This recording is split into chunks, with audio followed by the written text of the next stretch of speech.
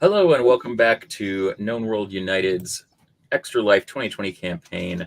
I am James. I'll be your I don't know if we should call it a dungeon. I'll be your cheermaster Frankie Claus for today. I've got four wonderful players playing with me.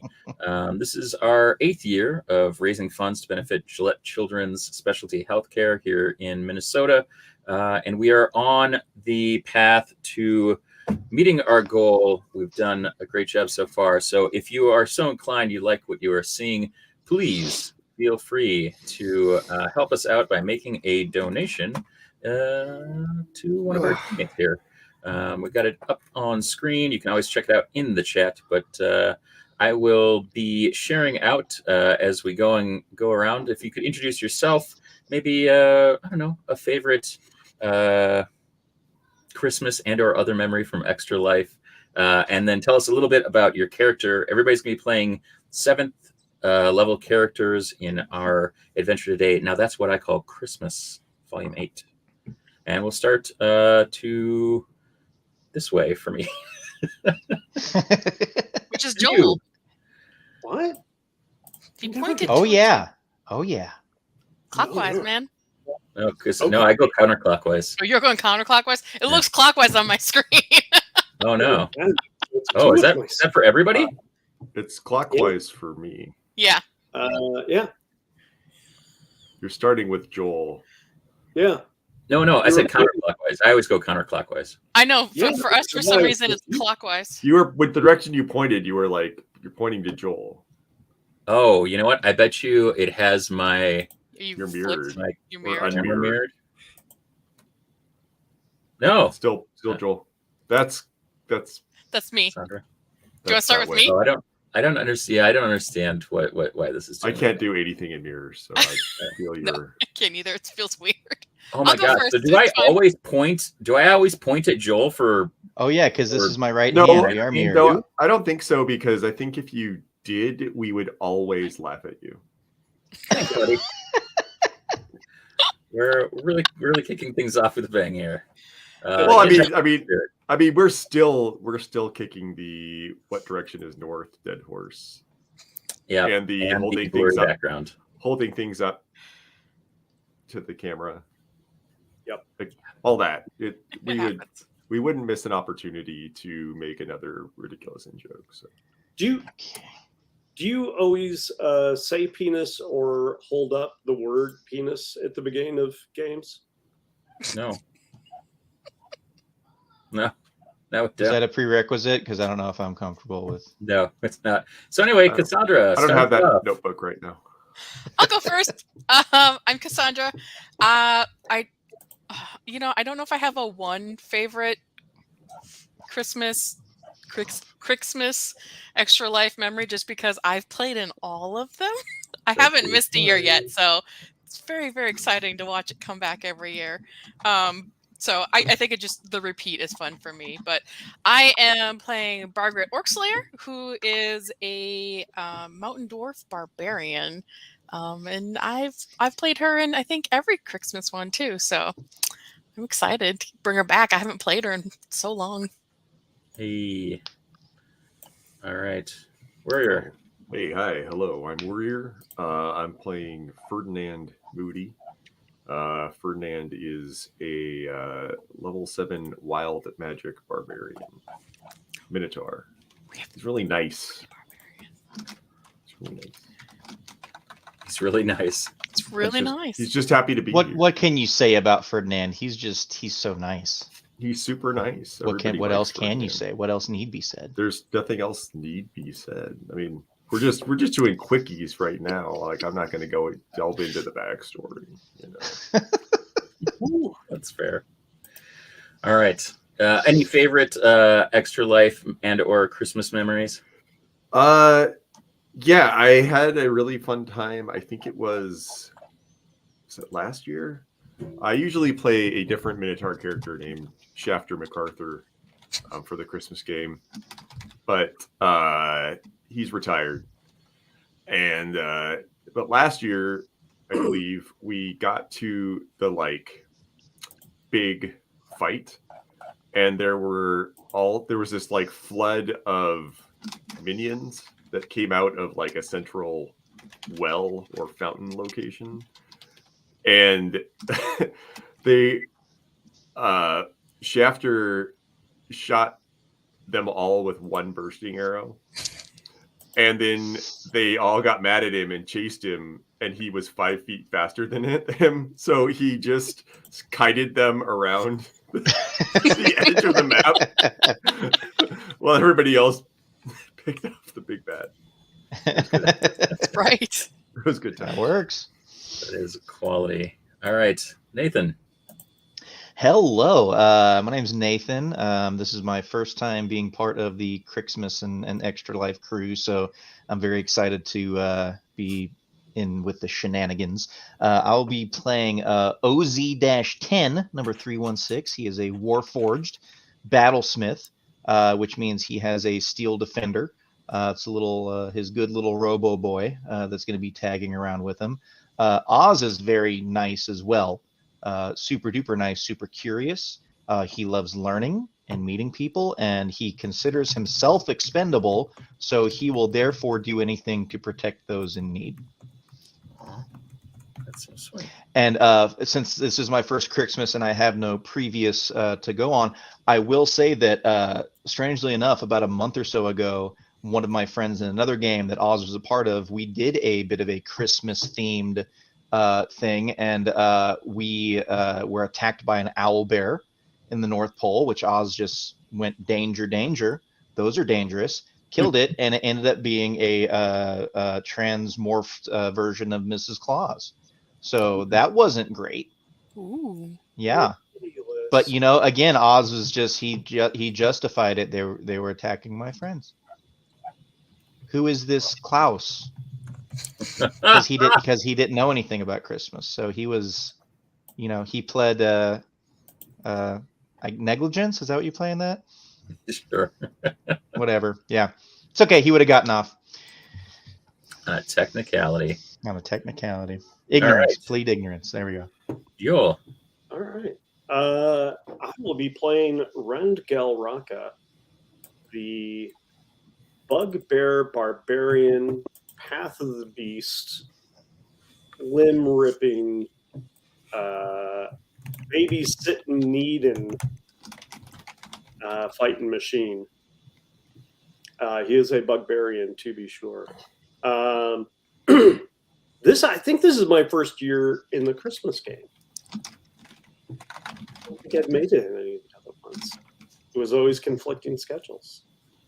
I do think my favorite Extra Life memory still, though, just because it was the perfect introduction to all of you weirdos, was the game we played when Boone, who had never played before, realized he had a character not built for combat and started stabbing himself with a werewolf tooth to try and gain That was one of the most inspired things. He's like, can I turn myself into a lycanthrope? And we were like, yeah, man, I mean, sure. Yeah. And everybody at the table was just like, yeah, okay, I'll allow it. Yep, go for it. And it was the moment where I was like, oh, I'm going to like playing D&D with these folks. This is... That was wild, man. We're a happy band of weirdos. We like having you.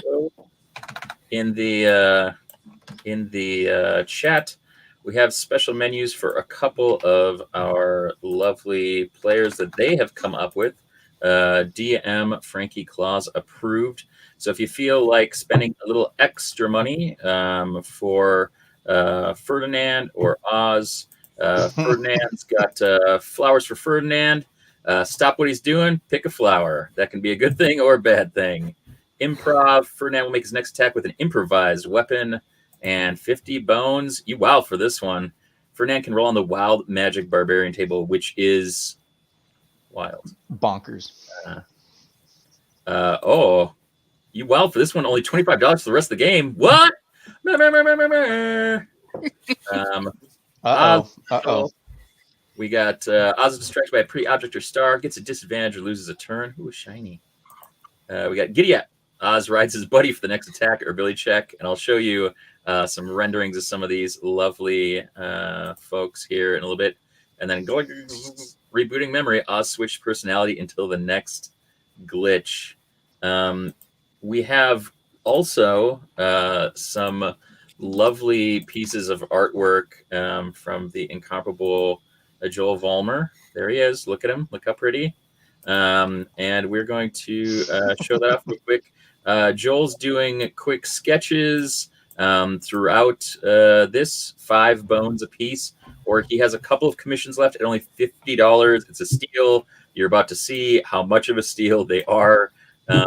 This is a crazy, crazy value from one of my favorite artists. And as soon as I saw some of Joel's things that he had done for other people, there's my boy, there's Oz.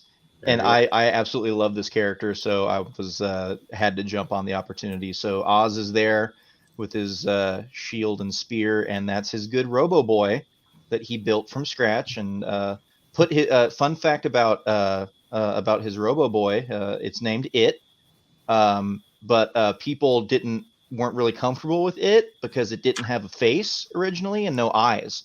So they said that they didn't trust it. So he then put his own face onto it to make it more trustworthy and agreeable. Such a sweet boy.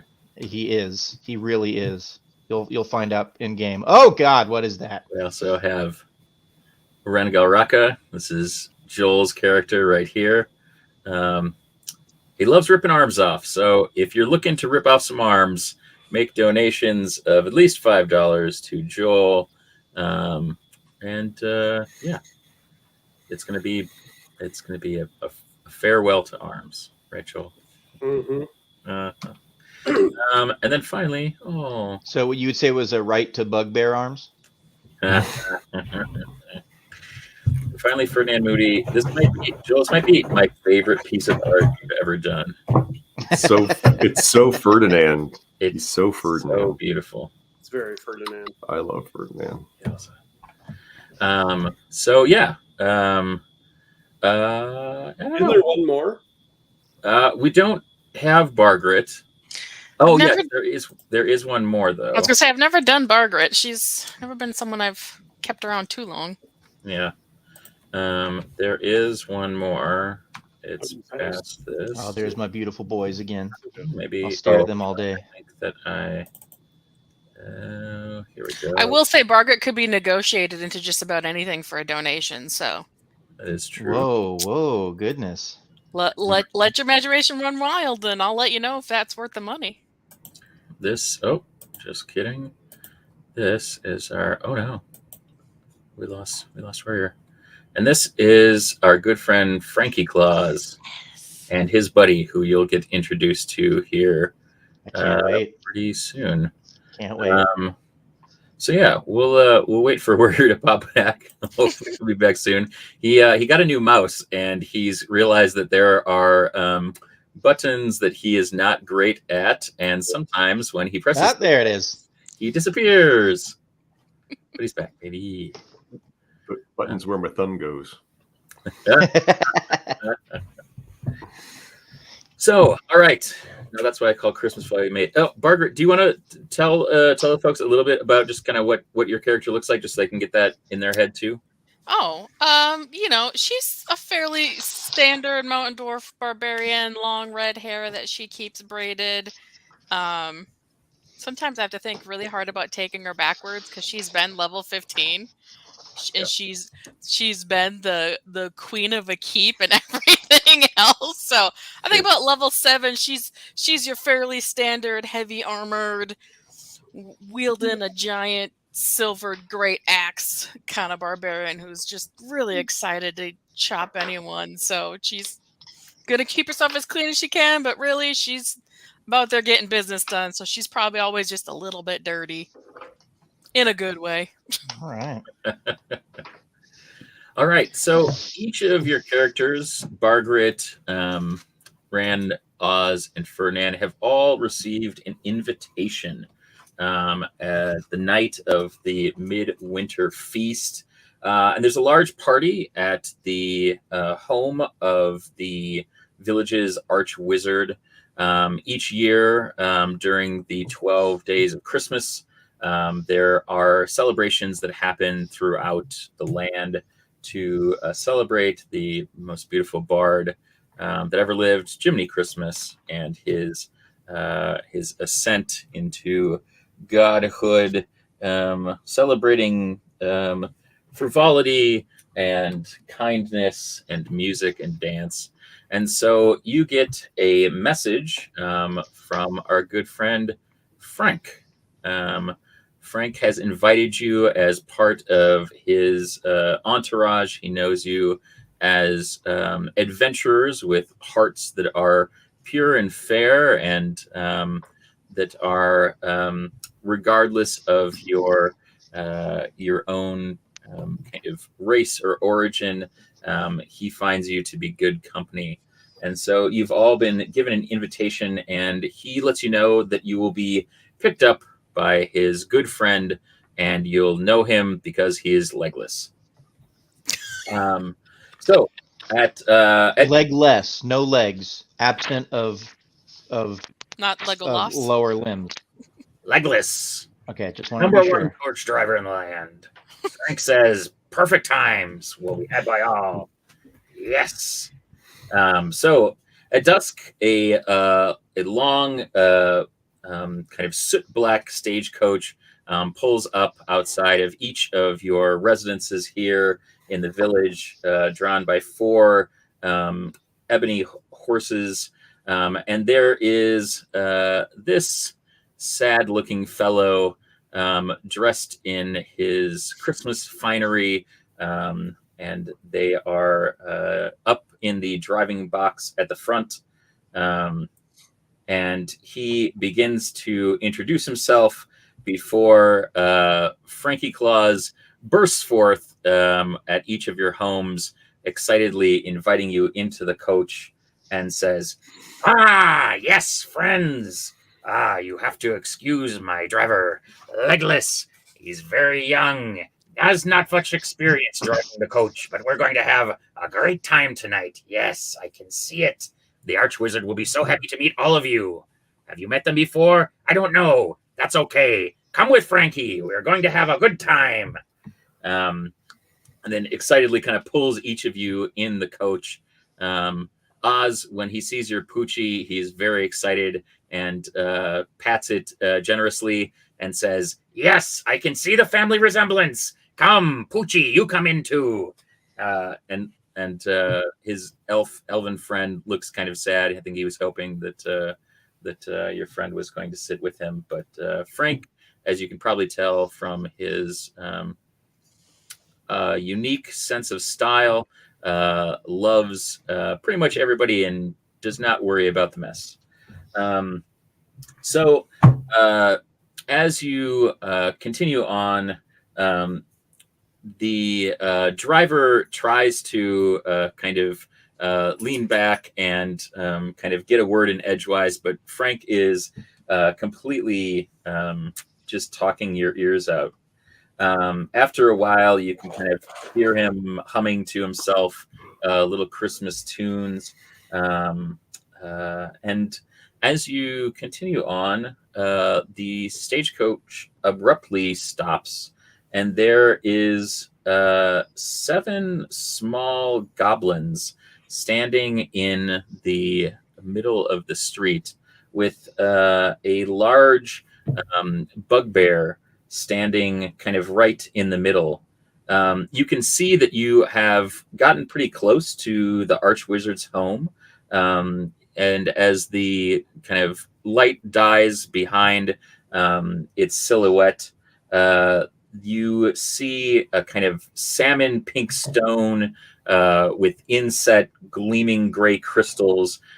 This is kind of near the outskirts of town, but still very much kind of within its confines.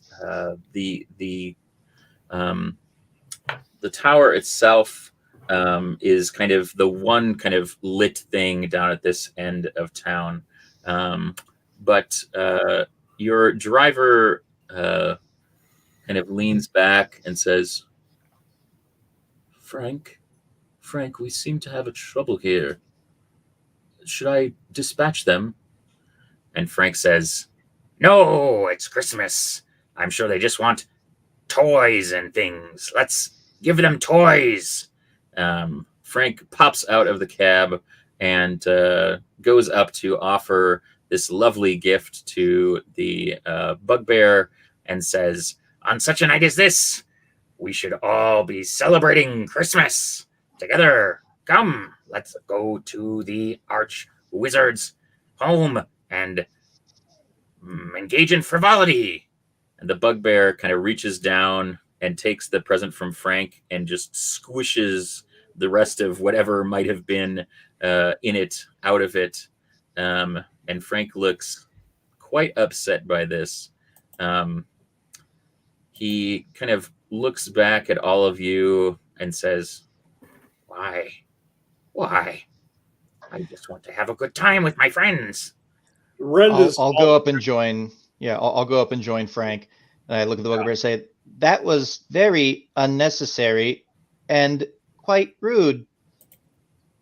Perhaps you should apologize to my new friend Frankie and tell us what you would like, or kindly get out of the road. Equally elegantly, Ren smacking himself in the face. Oh, God. While staring at the guy going, mad. I think Ferdinand's probably like last out of the coach, and he's just sort of looking back at it like, I don't know how we all fit in there. We're really big. And, kind of walks up, and he's the extended cab coach. Yeah, super extended cab for sure. He's just holding on to a bungee cord in the bed, and he just sort of is more of a presence. He's like 8 feet tall, like 400 pounds. He's big, so he's just kind of like that. That wasn't very nice. I don't think I'm too worried too much about what you think is nice and what you think isn't nice. What I'd like is all your fancy bubbles so that me and my friends might go and have a merry Christmas of our own. What do you think of that? Well, you just ruined one of your baubles. For somebody to donate $5 to my campaign. Arms will start ripping. The things you desire do not belong to you. Again, I ask that you kindly move out of the way so that we may proceed as planned, or you will be moved if you do not comply. Ren's just going to forehead him. Oh, God. All right. Even louder. He's going to be like, mad! Give me initiative. We'll go around. Margaret, you give it first. Right on into it. Margaret's just like, I like a good fight. I'm okay with this. Oh, bold All right, cheek. Margaret, where are you? Ooh. I'm at an 8. All right. That was pitiful. Ferdinand. 14. 14 for Ferdinand. Oz? I got a 15, and this is the first roll of my clockwork dice, so I'm pretty happy about it already. Yeah, let me bring you up full screen so we can see those. Ooh, yeah. I bought these specifically for Oz because I adore playing as him, and I got these last year at a con in Dallas from Misty Mountain Gaming, and they're little clockwork dice, and they're pretty awesome. I got a full set. That's the first roll, and I got a 15, so I'm feeling good. Feeling good. Oh yeah, nice. Especially with an initiative bonus of 0. Yes, we love it. Rend. 14. 14. And Ferdinand and Ren, what are your modifiers? 2. More than 2. More than 2, you say? Secrets. All right. So we will have Rend going before Ferdinand and after Oz. And then let's see. We have, starting off hot with a natty 1 for our bugbear friend. And let's see where the goblins go. The goblins, wow, not so much better. Goblins will be at 5. All right. Initiative is in the chat. You can check it out. Here we go. So, Oz, you are up first. We've got 7 goblins and a bugbear, which actually, why don't you roll me a d4, Joel?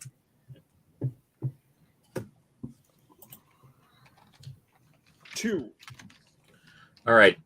This thing already has 2 bludgeoning damage from you just gloriously destroying his face. All right. So, Oz, you're up first. All right. I guess I'm going to go ahead and spear the bugbear because he's the only one that's been aggressive toward us so far. The goblins are just standing around, and he apparently is not going to listen to reason. So I'm going to go ahead and spear him. Okay. Let's see what we get here. Are we talking about spear like eat or spear like hua? Oh, am I going to Roman Reigns / Edge / Yeah. Charlotte Flair him? Yeah. Oh no, I'm just gonna I'm gonna poke him real good with my spear, with my magic spear, and hopefully discourage him from taking on this endeavor, which clearly was not ill thought. That's a 24, by the way. That will hit. Yes, most. Hell yeah, it will. Max damage, baby, 12. Wow. Starting off hot. All right. And I say again, like as soon as I do it, again, I would like to say this is ill-advised. Will you comply? Let's hope so. And if he looks like he's not, then I say, which I assume he's not, then I say, attack it. And it runs up from behind me and is going to do a force rend right into his crotch. And I've said canonically with it that when he does this, it's a sound not unlike Gypsy Danger from Pacific Rim. So it's just a big right in his genitals. And so let's see if I get him probably not. That's a 9. Oh, wait, I'm sorry. That's a 12. No, that will not do it. So apparently he has no balls and it didn't affect him. If anybody wants rerolls in this, I'm going with the Your King Ginger $5 exclusive reroll.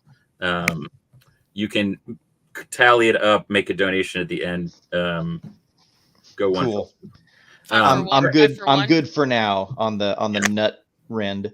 But yeah, my good boy is right next to me, and we're about to protect our friends. So I will plant my feet firmly. Yes, I'm going to, in the spirit of Christmas, $5 for 1 reroll, $10 for 3 rerolls. Oh, That's a cheaper date than you. He's been doing $5 for 3. Who's been doing $5 for 3? Zach, you're killing me. It's okay. You know we're good for it. Your class, Jane.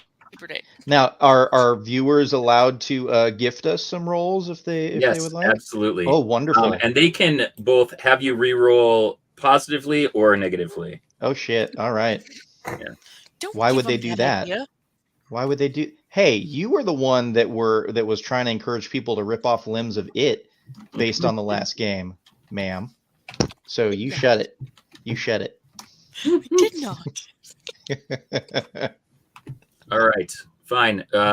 Due to Margaret's healthy finagling, it's a Christmas miracle sale. $5 for 2 rerolls, 10. Oh God.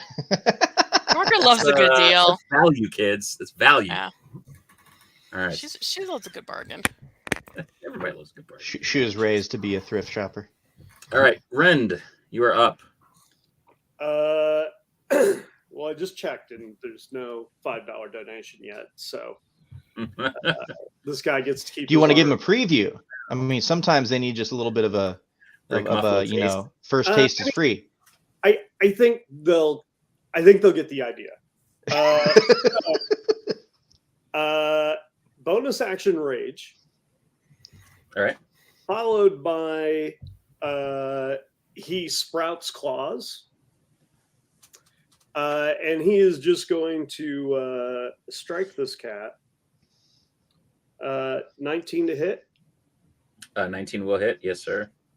And that will do 7 points of damage. Okay. At which point, Rend is going to grapple him. All right. And do like a... I think it's going to be like the... What is it? The Luthez press? Or like a... Ooh, no, it'd be like the... What's the Arn Anderson one where he scoops them up and... Like the sidewalk slam? No, you're talking about doing like a power slam, no? Yes, I think. Because you're not going overhead. You're actually like...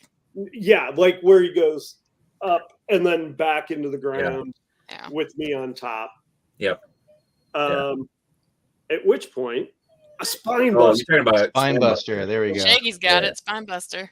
Thank So you. I do the spine buster to go into the grappling, Gotcha. which gives me advantage on my unarmed strikes. You know, for a $10 donation, Oz will sing the entirety of Boombastic in Oz voice. I will pay $10 right now to Oh, not God. hear Like if we need to eat up like 10 minutes, because that's going to take a long time. Take a while. Does, That's During a the very tea break, like Oz will do Boombastic. does a 16 hit 16 will barely hit. Yes, sir. for 9 points of damage? All right, you drop him. Tell me what happens as you spine buster this bugbear into the ground. Okay. He's focusing. He's just yelling "butthead" over and over while like slamming his own head into this guy's head until it like caves in, forming what Rend has been saying throughout this bit of combat. And then he's going to look up and kind of just eyeball the goblins. Gotcha. And he's going to go, "Next!" All right, make me an intimidation check. That would be a 13. All right, roll me a d6.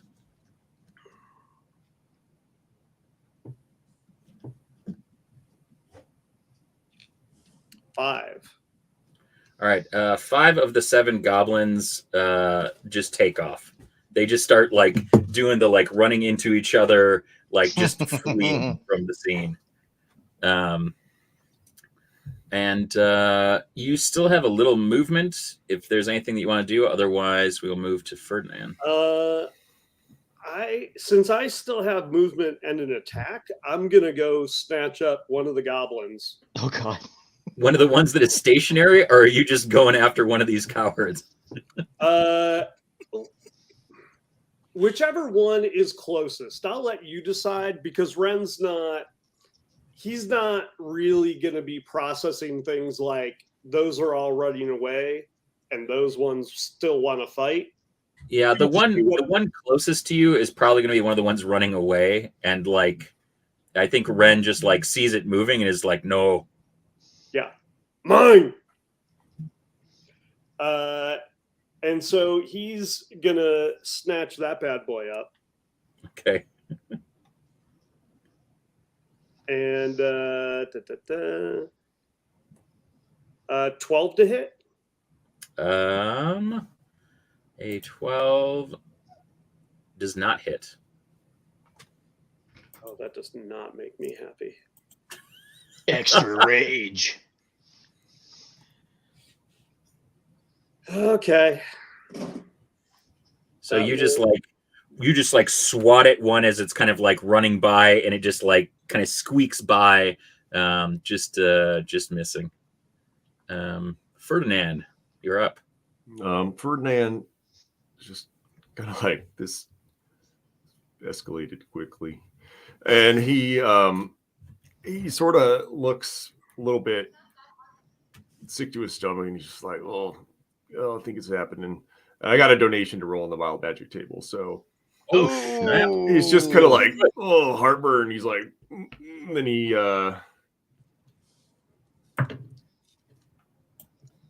he's like, oh, it really burns, and then he just disappears, and he reappears right behind.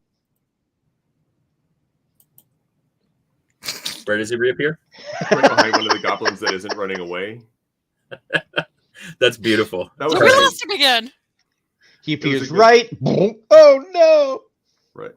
And then he'll sort of look down and he'll be like, this is gonna hurt, but you'll thank me for it later. And he's gonna use his first attack to grapple it. All right. So Let's make opposing strength throws. yep. That's 19. 14. All right. No, I'm Yeah, sorry. 27. I saw All right. I thought it was a +2, but just it's a +9. barely. Just barely squeaking through with this goblin. And then he sort of like spies out at what direction everyone else is running away into. And he sort of just pitches back and like spiral, like quarterback throws this goblin toward his friends. Okay. Roll me a d4. 3. Yeah, he takes out 3 of the fleeing goblins. Okay. He And was they all just kind of like roll up into a big pile of snow. cool. Yeah, he was just trying to help him get away. It's like, nope, you gotta go. I don't know why you didn't follow your friends. And throws him. And then he'll just sort of stand there with his arms on his hips, watching him run away. You get out of here. Admiring his work. You get out of here. Get. All right. With this, it's the goblins' turn, and they are going to run for their very lives. about my turn? What's that? What about Oh, my I'm sorry, turn? Margaret. I'm off one. Margaret, there's 2 left. They have not yet run. I will walk up to one of the ones that's left and ask them if they want to run. Last chance. Yes, very much so. Yeah, they like look at each other, and they look at you, and then they look at each other, and they both like just like run in opposite directions. Get out of here. All right. So we are out of initiative. Everybody who could flee has fled. And Frank is just sitting up next to his buddy on the coach and says, "Yes, and now the festivities can really begin." And he says, "Okay, back into the coach." Is the bugbear still alive? No. Oh, no. Well, I mean, it's still alive. Yes. It's unconscious. Okay. Then I'll just look over at Frank and say, but we did not get the apology. It's okay. He will wake up and he will regret his actions thanks to you. Acceptable. All right. So you guys pile back in, and literally the remainder of the stagecoach is like one of those cartoons where you like get in the car and then it goes like half a block down and then lets you out. Can I have it sit with Legless before? What's 'Cause that? I probably saw that Legless was very upset that he was by himself, so I'll have it sit with him for the last leg. Oh yeah, you see, yeah, he's like very excited about it. He's just like keeps like patting it and like, you know, like doing his thing and like patting it. Just like he's very very happy about the entire thing. So yeah, you get close to the Archwizard's home. And like I said, it's this kind of salmon pink stone. It has great gleaming gray crystals.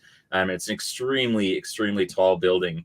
By the time you're getting there, night has completely fallen, and Frank says, "Yes, I hope that you enjoy the party. I have to go and get the rest of my adventuring friends. Frank has so many friends. Yes, the best friends. They come with me and they hang out at the party and they say, Frank, you've brought us to the best party I've ever had.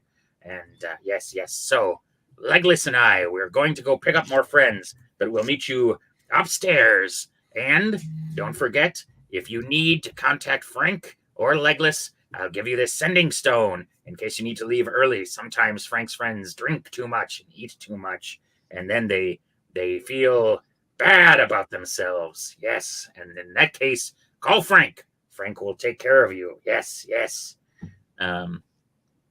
So you guys are let out, and the kind of entrance to the kind of large public hall is not necessarily like austere, but it's just like really, really clean. It feels like a little sterile. This is definitely not a kind of entrance hall that sees a whole lot of parting. You might imagine that this is, something that is pretty kind of basic, but that most of the business of the arch wizard happens on other kind of areas in the building. As you kind of walk in, there's a slight man who is kind of dressed in kind of tattered finery. I like to think of it as like kind of Argus Filch from Harry Potter.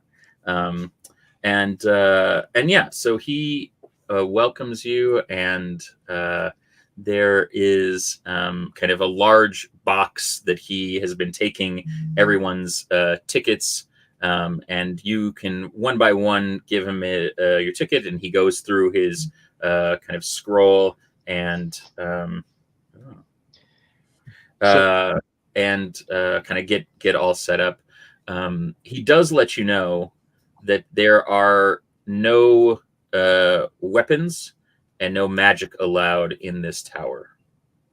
And so he offers each of you a kind of bauble to wear around your wrist that the arch wizard has provided to indicate that you are one of their guests, but also to kind of warn if you are engaging in magical frivolity and or getting drunk and causing a ruckus. Before I put the bauble on, you said this guy's coat and stuff was like all tattered and ripped and shit? Yeah, it's different. It's like Argus Filch, kind of like Ron Weasley. It looks like hand-me-down type stuff. Like maybe he's not getting paid as well as he could. I take notice, and I take my hands around him and I cast mending on his clothes first. And I say, nice. Merry Krixmas, and then I present my arm for the bauble. Aw. He looks at you and kind of looks at his clothes and he says, what's the nicest thing everybody's ever done for me? Thank you, Mr. Oz 10, number 316. Happy to be of assistance during this festive time. You can see like he gets a little, and then he like takes Bargret's note and he looks through his thing, and one by one he kind of opens this chest, and inside the chest it's empty every time he opens it, and as you put your weapons in, it just like it closes, and then he opens it again, and then it closes and opens again. Every time he opens it, it is empty, and he gives like each of you that bauble, and he lets you know that when you are done at the party, you can retrieve all of your weapons from here by bringing your bauble back. Each bauble is kind of attuned to a location within the chest. Can I keep my shield? Check. Yes, it's like a code check. Can I keep my shield? Yes, shields are not offensive to him. All right, Shields can now, be, technically, I believe it is a magical construct. Can he come with me? yeah, he's very like pleased by your Okay. your thing, your it, and he says, yes, he looks like a good boy, so long as it behaves himself. It always behaves as I expect it to. Excellent.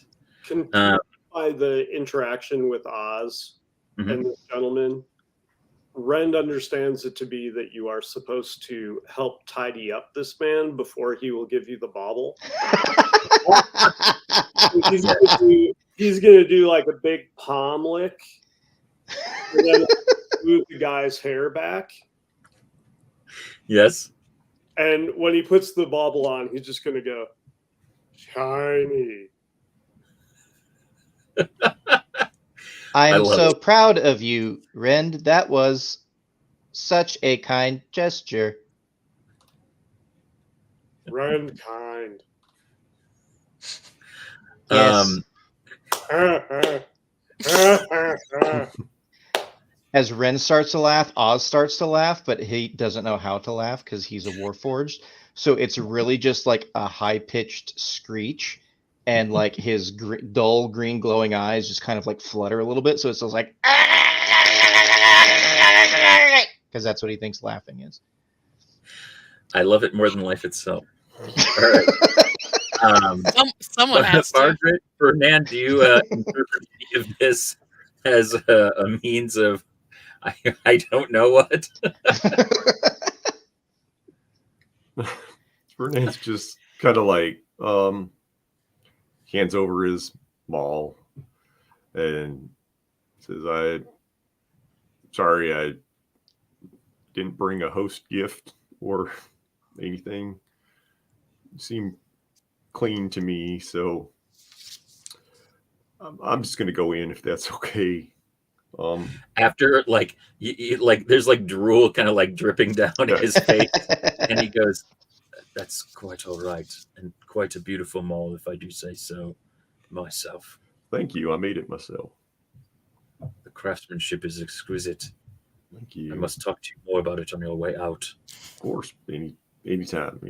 He like fumbles in his pockets and he pulls out a very nicely written business card for the beacon. Nice.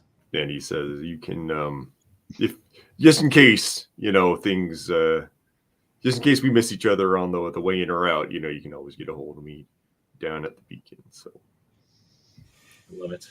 I guess I did have a gift for you after all. See how this worked out, and he'll sort of look him straight in the eyes. He'll just go. You lose this weapon, I kill you.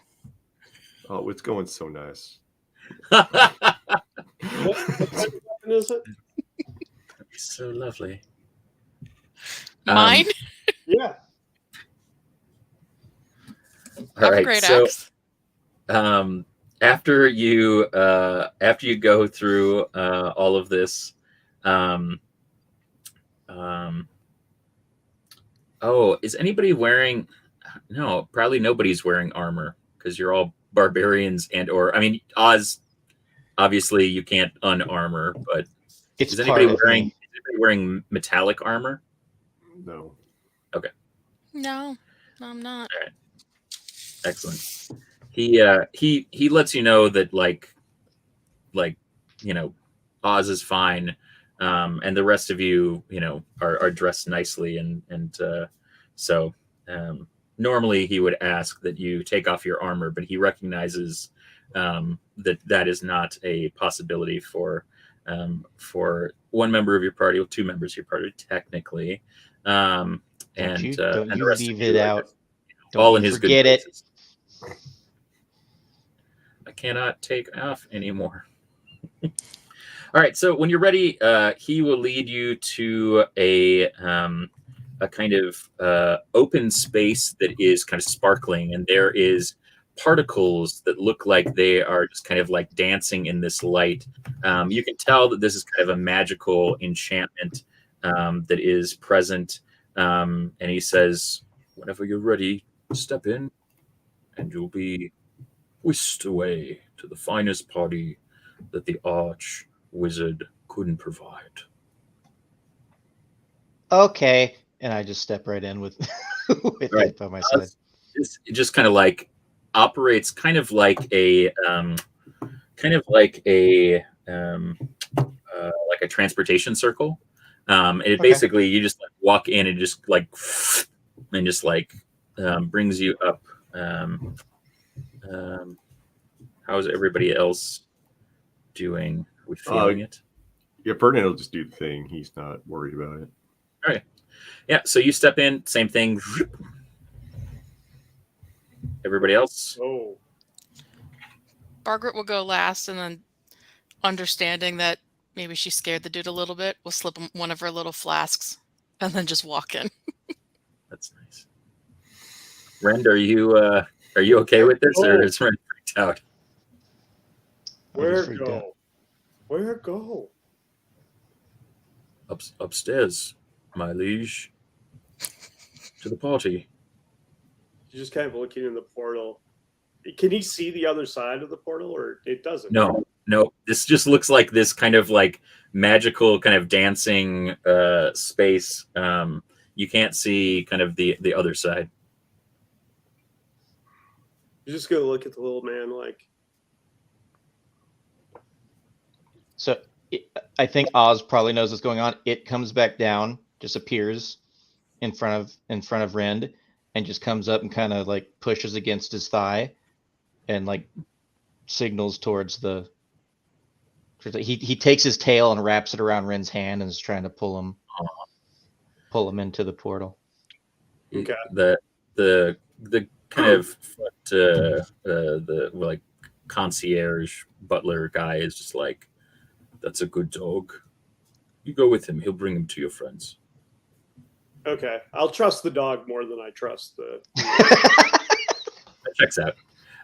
So yeah, you pop up and you are the last person to arrive at the Midwinter Feast. As you look out, you can see that you have a beautiful, like one of the best views in town. The kind of dance floor and kind of every kind of space here is just chock-a-block with people, folks that you recognize from the town. It seems like the majority of the people that you all know, anyone who's kind of everyone who is anyone. Pardon my slippy poo. There is here, and they're having a great time. There are barmaids and there are bartenders that are carrying like full flagons of wine and grog and large kind of bowls of fruit and plates of trees and cured meats, only the finest meats, Sausalito meats. And they're going from guest to guest. There's a somehow in the kind of wood of the floor, you can see as it gets towards the kind of center, the floorboards start to gnarl up into roots of a giant. We still got 24 hours, dang. 28 hours. A giant spruce tree that is adorned with baubles that look like the baubles that are on kind of around your wrist. They're all kind of themed with that same sort of dancing light. There's ribbon and other kind of floating kind of dancing lights. You can tell that this is enchanted. Some of the guests are kind of upon your arrival, adorning you with tinsel and kind of handing you drinks and kind of preparing you to join in the frivolity. There's a ton of guests on the dance floor. There's some people that come up and try to kind of like kiss you on the cheek, as is customary. And And yeah, as you kind of look out past, you can see that all of the town is kind of adorned for the Christmas celebration. The lamplighters have plied their craft, and it is quite beautiful. What would you guys like to do? I mean, Renda's going to be snatching up food and plowing down trays at a time, while also, like, when passing new people with all the gift giving, and like, this is the confirmation that his earlier behavior was correct. So there's a lot of you just smoothing hair right. I love Is it. there any entertainment, like perhaps fire dancing or anything at this festival? Oh yeah, there is a ton of stuff going on. There's a kind of number of nobles that are here. Particularly, you see one kind of dwarf noble, looks pretty stylish, but still kind of a little dusty from being underground. He is, kind of making a big show of things in one corner. There are, kids running around. This is not just a kind of party for adults. There's plenty of kids that are kind of making merry as well, trimming the tree and kind of having a lovely Christmas celebration.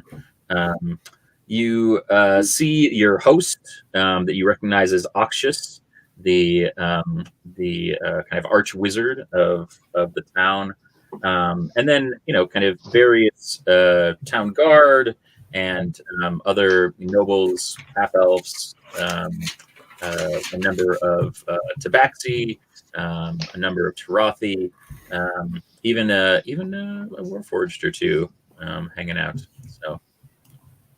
Yes. Well, now I'm conflicted. So Oz, if there's any entertainment involving fire, he plants himself crisscross applesauce and is just like zoned in. He's like amazed and enthralled by fire.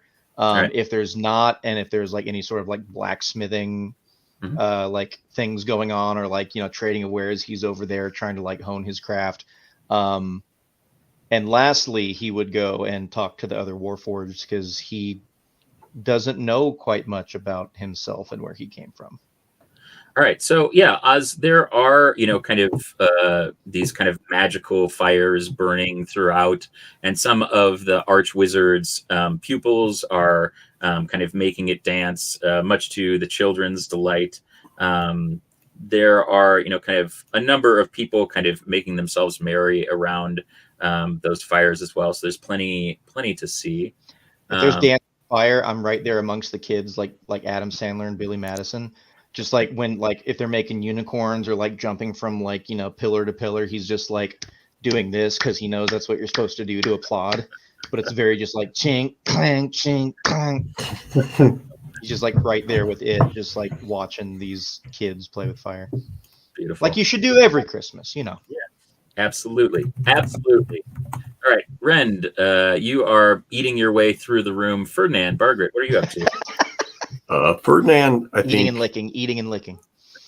Ferdinand, while Rend is rending the buffet, Ferdinand is going to kind of do a lap in the opposite direction. Just he wants to look at the tree. The tree's really pretty. He's kind of curious about how they got all those baubles up there. Probably magic, I guess. This is an Archmage's tower, but what's left does to wonder. So he'll just do a lap, kind of get a feel for the party. If folks chat him up or whatever, he'll be friendly and accommodating. He'll sort of, as like champagne is being handed out, he'll sort of like politely demur because he cannot handle this champagne flute in his giant hands without making a big mess of everything, probably breaking it. So as he sort of like completes the lap, he has noted where sort of everything is, and he then starts to use some tried and true methods for accommodating his own size at a proper gathering. So he sort of makes his own.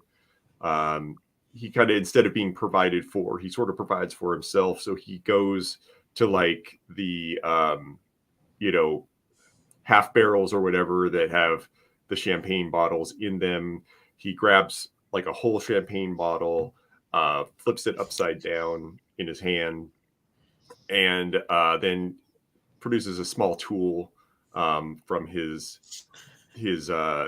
sort of waist belt. He's got a few regular tools. It's like a glass cutter, so he like cuts the top off of the bottle, and now it's a Ferdinand-sized champagne flute. And then he heads over to the buffet and helps himself to some small appetizers, and then just like picks up like the ham, and and he's like, look, he probably gets some looks, and he's like, hey, look at me, right? And then he sort of like finds a spot to put his stuff down, and he pulls up like 3 stools and sits on them, sort of into like a triangle formation, because 1 stool is not enough, and sort of digs in on the ham and stuff. Keeps an eye out for Margaret and Rend and Oz. Just he'll flag them down if they walk by, but he's just having a good time his way. Ren sees him do that and is like, oh, and walks over and like picks up a keg and like peels the top off, and then does like the cheers gesture towards Ferdinand. Yep, like clink. And then he like reaches, as a waiter goes by, he reaches over and like picks up the tray the waiter is carrying, and the waiter with it. So there's just the waiter like hanging. That's beautiful. Like lifts it by the waiter's own arm. That's awesome. All right, Margaret, what are you up to? Can't even compete with that. Margaret's just making her way around the room and stopping to talk to anyone who's standing by either someone serving liquor or a liquor station, mostly because she just wants to double fist. So she just keeps making her way around, trying to find something actually very tasty to drink, because champagne is okay. She'll drink it if necessary, but she's looking for something a little bit heartier. Absolutely. So yeah, you're able to kind of make your way around until you kind of notice that this kind of dwarven noble definitely has the best stuff. You can tell that he is kind of maybe greasing the wheels a little bit to keep some of the good stuff coming his way. And you hear him say, Herdris, a Copper River is the preeminent understudy of the Archwizard, and I can tell you that I shall be the one to one day be the purveyor of all of this. And so I want you to know that there's a place for every one of you. And he like kind of looks around, and then he kind of looks at you and he says, and you too. And then he like kind of does one of these. And I'm like, I'm so used to like having way more screen. I always feel like weird when we're like tiny little people on the screen. It's okay. Work with what you need. Yeah. But yeah, and he kind of grabs a kind of a large mug and hands it to you and says, "You have a good night." So Ren, you are kind of drinking your way through. You also have your own Ren size mug now. Ferdinand, your own size champagne flute. Oz, you are entranced. Like you and the other kids, and now the other Warforged kind of like take notice, and they've like kind of come over and been like, "What is this dude doing? Like what is his programming telling him about this?" But then they are like similarly like quite entranced by just the kind of novelty of everything that's going on. Who has the sending stone that you were given by Frankie? I'll have it. I don't feel like that would be a Ren situation. I don't think we would have allowed that Yeah, I'll one. take it. Sorry. I'll have Frank I'm know. with you. I think that's It got, shame on you if that had been the case. it got skipped. It got skipped across a lake immediately.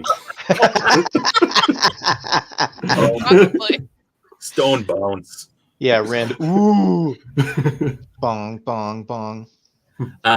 So, Oz, as you are kind of noticing that there's other Warforged around, you also notice that there's kind of a faint pulse of the sending stone, that you have been contacted, but you weren't able to hear it as you were kind of moving around. All right. So yeah, as I see it pulsing, I almost don't want to answer it because then I'll have to miss the fire. But so I pick it up and I just go, "The Warforged you have tried to reach is enjoying a show of magical fire. If this is an emergency, please call back." And I just put it down for a second. All right. I think that sounds lovely. Okay. I could wait, you know. You like do that, and Emergency, he'll call back. as it does, Exactly. it kind of pings to the other end of the sending stone, and you hear in the other end, yes, you have reached Frankie Claus. Frankie here is doing things for Christmas with his friends, and this stone is not talking to me. Legolas, how does this work? And it cuts off. Okay. Let's see here. James, I think I need a Frankie picture with the Danhausen makeup on it. I know. You have the perfect Danhausen going. Because Joel did such an amazing job, like picking up like every little nuance of like what I asked for. So Frank is a character, an NPC from our regular Drakewind Falls game, and when we were talking about all of this, let me see here. Why is that not doing it? It's just all a picture every time you talk. Yeah. So I'm going to do that because it was like not doing it. Here we go. All right. So I told him like all of these little details, and I was like, okay, I need him to have like teeth, like a kind of teeth around like his neck or around his thing. And so you see there's like teeth right here all the way along, and I was like, and a fake Santa Claus beard, which is like hanging. There's all these like beautiful the like little bangles down here, the extra life symbol. It is, I love it. And then you can see very subtly, you get the like Danhausen eye right A there, little bit, yep. and like a little bit down here too. And even on his cheek. Yeah, It's So so good. so good. Yeah. So anyway. if Frankie did call back, even if he didn't know what he was doing, Oz is going to assume it was an emergency because that's what he instructed. So he's just going to hit it a couple of times and try to get it to work. Just Frankie.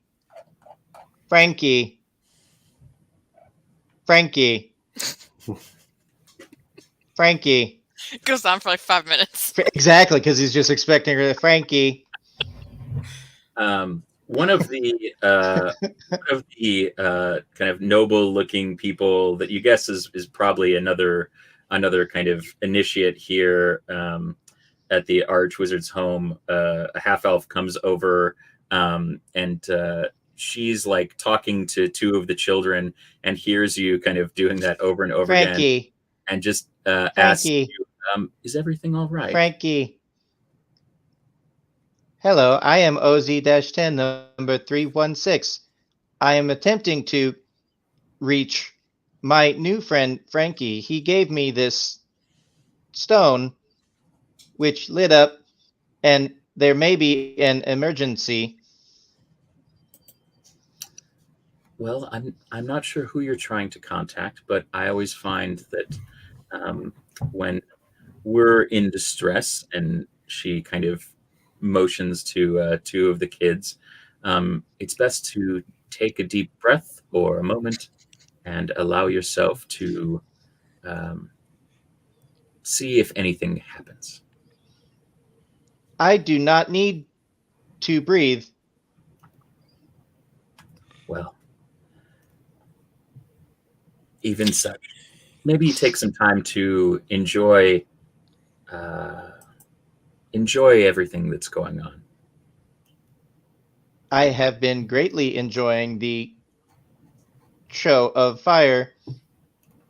However, I am trying to find out if this is something we need to be worried about. Is there someone else who may be able to help contact him? Well, I think that Auctus is about to make his annual Christmas announcement, but afterwards, perhaps we could ask him if he could magically contact your friend. That would be greatly appreciated. All right. So you see Auctus come up, and he just like kind of feather steps up so that he's standing about 5 or 6 feet above everybody in this kind of great hall. And he announces that that we are in an unparalleled era of prosperity.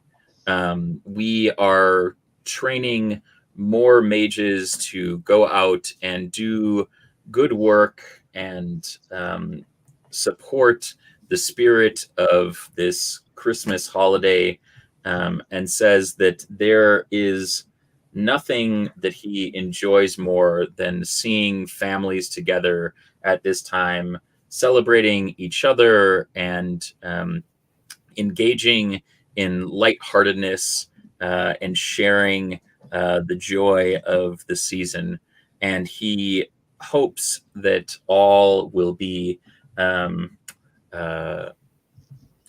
joyous on this evening. And he calls for a glass and kind of beckons one over to him, and like pops in his hand.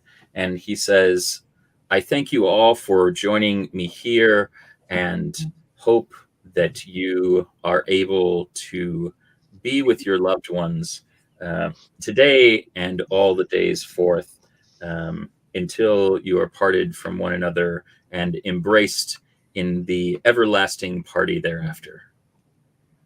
All right. He continues to kind of speak a bit about kind of what's going on, and you see that Ivy is distracted by Copper River. Copper River is kind of doing his best to woo her, but it doesn't seem to be something that she's particularly interested in. You see her kind of walk off, and as Auctus continues his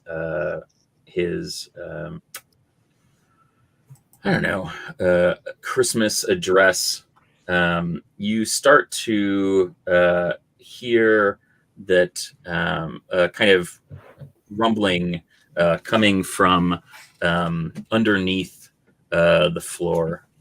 Excuse me.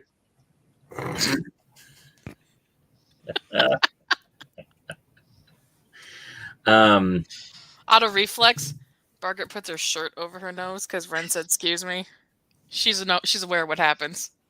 Yes. So you kind of hear this banging and clattering get kind of closer and louder until from the teleportation circle and other teleportation circles that kind of burn themselves into the roots and wood floor. There are about 20 rather rough-looking individuals that pop up and kind of make their presence known. And you see that unlike the rest of the individuals that are here at the Midwinter celebration, these people appear to be quite heavily armed. You continue to see lightning bolts emanating from some of the mages, and you see that none of them are wearing the same kind of baubles that you're wearing. People are kind of scattering around, and you see that Oxus is doing his best to kind of protect people from some of this and kind of getting into the scrum, but he's an older man and is kind of overtaken by these thugs. From the kind of glowing teleportation circle that you all popped up, you see a incredibly well-dressed and colorful individual pop through. He is an elf, and he has kind of long flowing hair. He's lean, he's handsome, and you see him just kind of walk into the kind of party like he owns the place. You see that he has a wand that crackles with lightning energy, and he stows that as he walks by and kind of pats a couple of the thugs on the shoulder. As he does this, he kind of mockingly does the same kind of step up that Oxus did, and then he kind of twirls around and does a little like Batman cape furl with his cloak, and he says, "Ladies and gentlemen, due to this kingdom's legacy of greed and its selfishness in who it teaches magic, it is about to be taught a lesson in real power. And you here will bear witness to what happens when power is not shared amongst those who wish to wield it. And in this show of power, if we do not get what we want, we shall show you what true power is instead." Now, Bored. what did you say? Bored. Bored? Bored. Bored. Yes. I'll get right to you after I get to Oxus. Oxus, where's Oxus? Please, bring him to me. Bring him to me. Ah, yes, the arch wizard who used to be the teacher here. Yes, who used to be in charge. No longer. And you see like the grunts kind of throw Oxus forward. His kind of very resplendent robes are kind of torn and tattered. You can see that they've roughed him up a little bit, but he's pretty he's pretty defiant. And this elf walks up to him and says, "Archwizard Oxus, how do you do? You may not remember me. Nice robes, by the way. I have some like that myself. I bought them in hopes that you would train me one day, but no. So I took up other means of obtaining power, and now I'm here to show you what it means to truly wield benevolently." And the archwizard kind of spits on the ground, and you see a little little bit of blood come out, and he kind of turns to everyone and says, "Do not listen to this man, for he knows not what he speaks. The spirit of Christmas is not in him, and as such, he is unworthy to learn underneath my tree." He kind of walks over to him, and he kind of slaps him on the head and says, "If I wanted you to speak, I would have asked you to." What's everybody doing? Are there any thugs around these kids right now? Because when things started going on, Oz is probably like putting himself between them and any danger that was happening at the Yeah, moment. they're kind of milling about. They're, like I said, there's like 20 or 30 of these thugs that are kind of dispersed throughout this hall, and they've been kind of like rounding people up, keeping them from the exits. Okay, I would say at this point, Oz looks at it and I say, "Protect," and I just look at the kids, say, "Protect it." And I start walking. Like once he starts like hitting the mage and just being an asshole, that's when I'm probably gonna walk up. And I just say, "Pardon me. There is no need for this at all. You are speaking of power and who deserves it and who should have it. But true power is earned, is it not? Instead of freely given. If you are to wield true and great power, one should know how to wield it."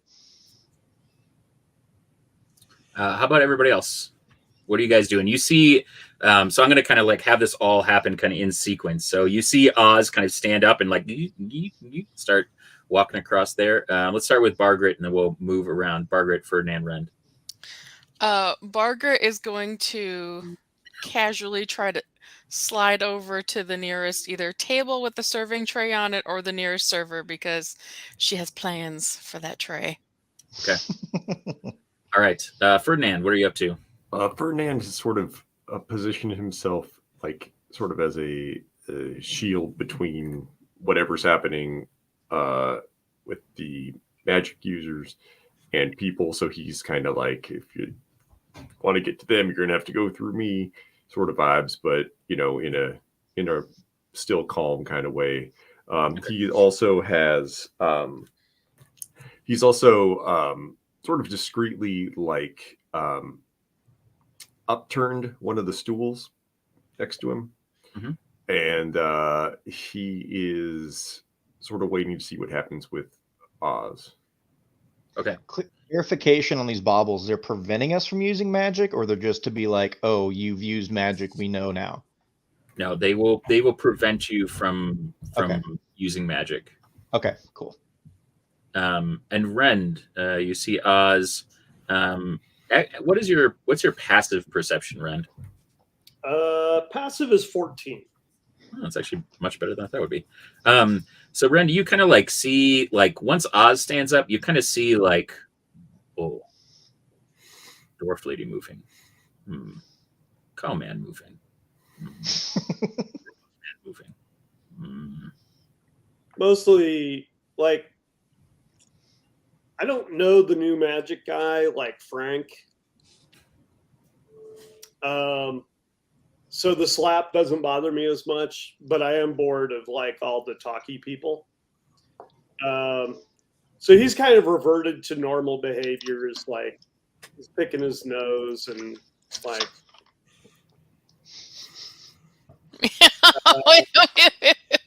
And he's like reaching up under his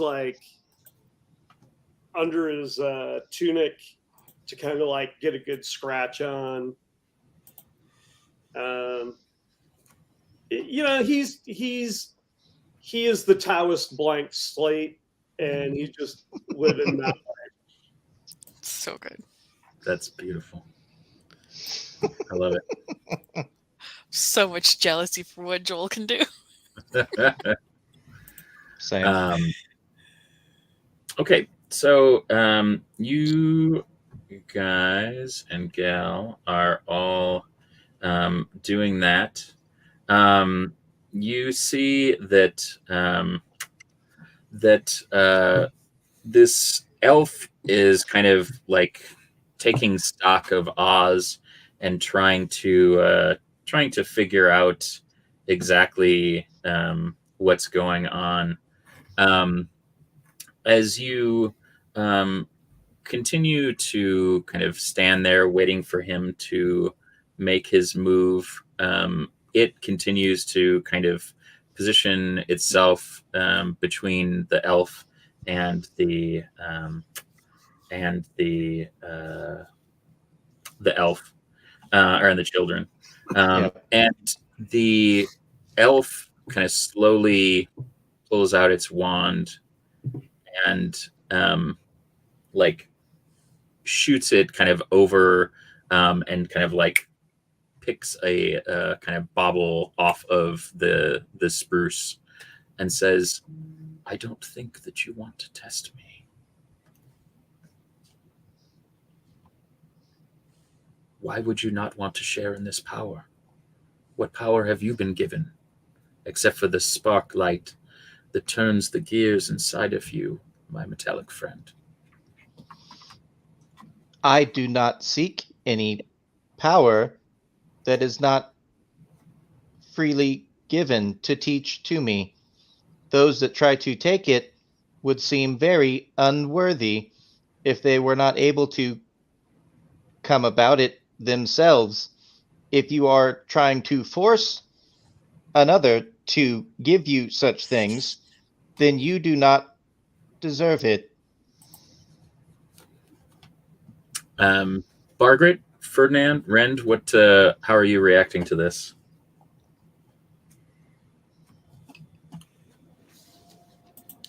Ferdinand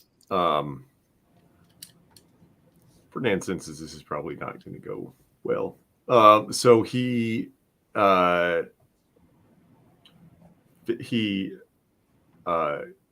finishes his makeshift flute and holds on to, takes a slightly different grip on the bottom of the bottle.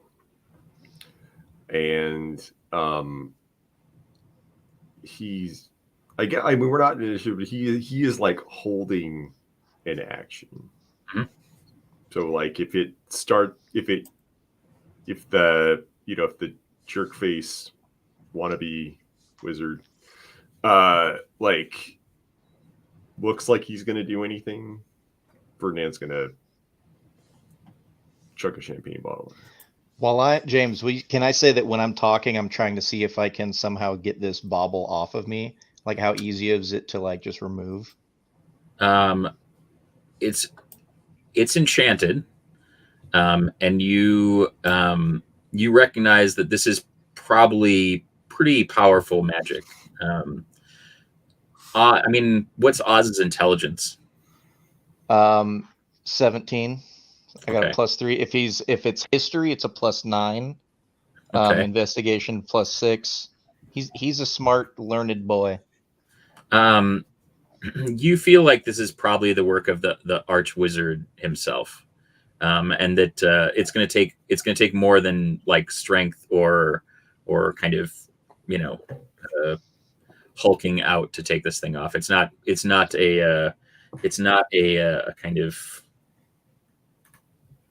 it's not something that could be easily destroyed by physical means. Okay. So if the Archwizard created it, he could undo it? Yes, he could undo it. Okay. Margaret and Ferdinand are on the same page. She's saving a little bit of drink in her glass and shedding a tear over it, and she's getting ready to grab a plate, just waiting for someone to make the first move. And then if they do, someone's getting hit. Okay.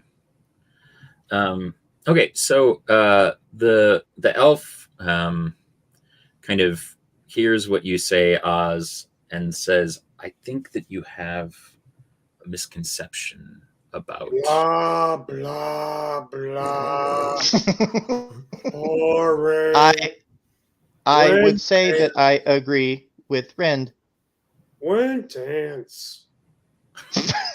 Maybe not so much in agreement anymore.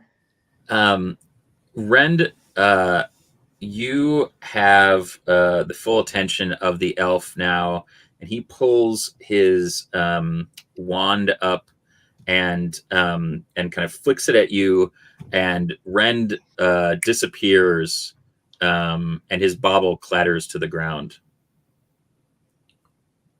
Ooh. What? Well, that was completely uncalled for. He And whips if you around are- and hits Oz with the same thing. The bauble falls and hits the ground. Ferdinand whips the champagne bottle right at his head. Okay. Make a dex saving throw. Oof, that's a nat 1. Make me That means it chops its head off, right? He dies instantly. Yeah, Ferdinand has Tavern Brawler, so this is like a weapon. Okay. Well, roll damage then. All right.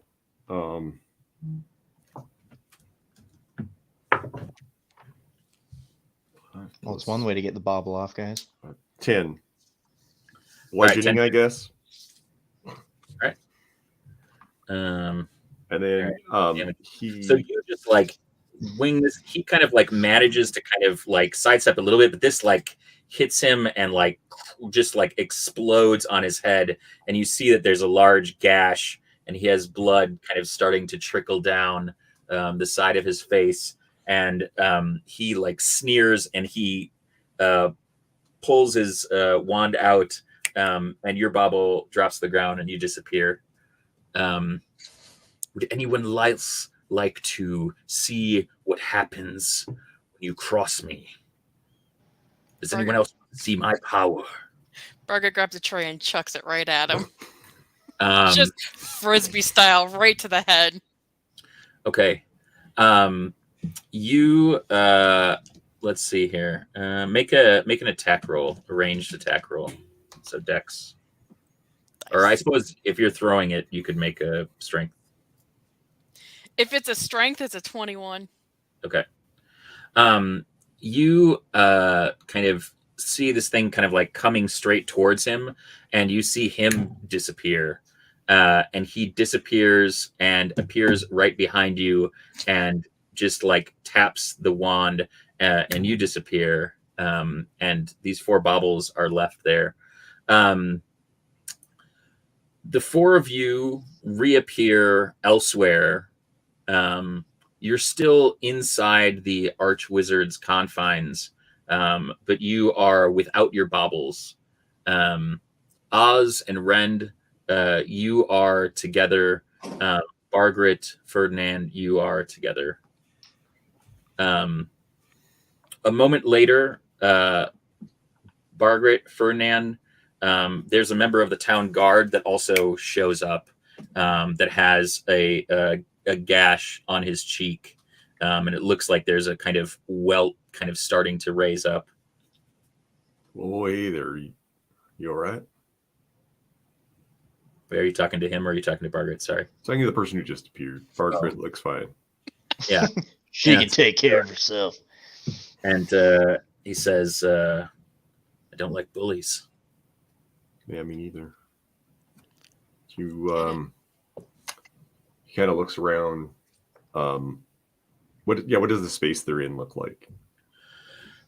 It's pretty bare. There's not much going on here. You can imagine that this is maybe a part of the Archwizard's house that hasn't seen a lot of action. It looks like there may be kind of training that goes on here, but it has the same kind of feel as the kind of entry hall.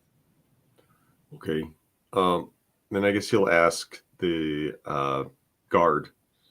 Do you know where we are in the tower? Do you know this place? He says that he doesn't typically work in the tower. That he was here to see an old friend, but he typically works out kind of on the wall of the village. Okay. Do we seem is there a way out?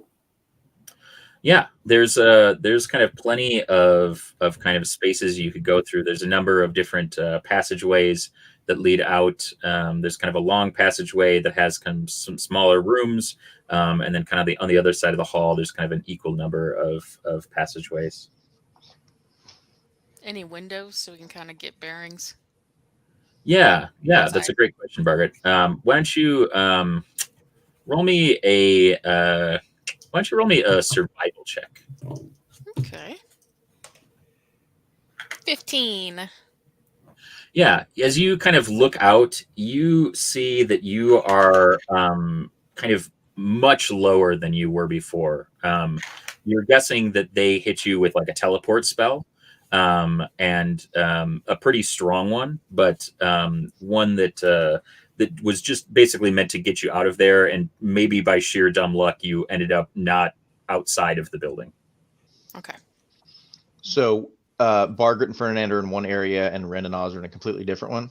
Yeah. So, Okay. Ren, you are teleported, and all of a sudden, the boring man is no longer there. You also find yourself in a fairly kind of mundane space that you feel could be a kind of dungeon or some sort of kind of storage space.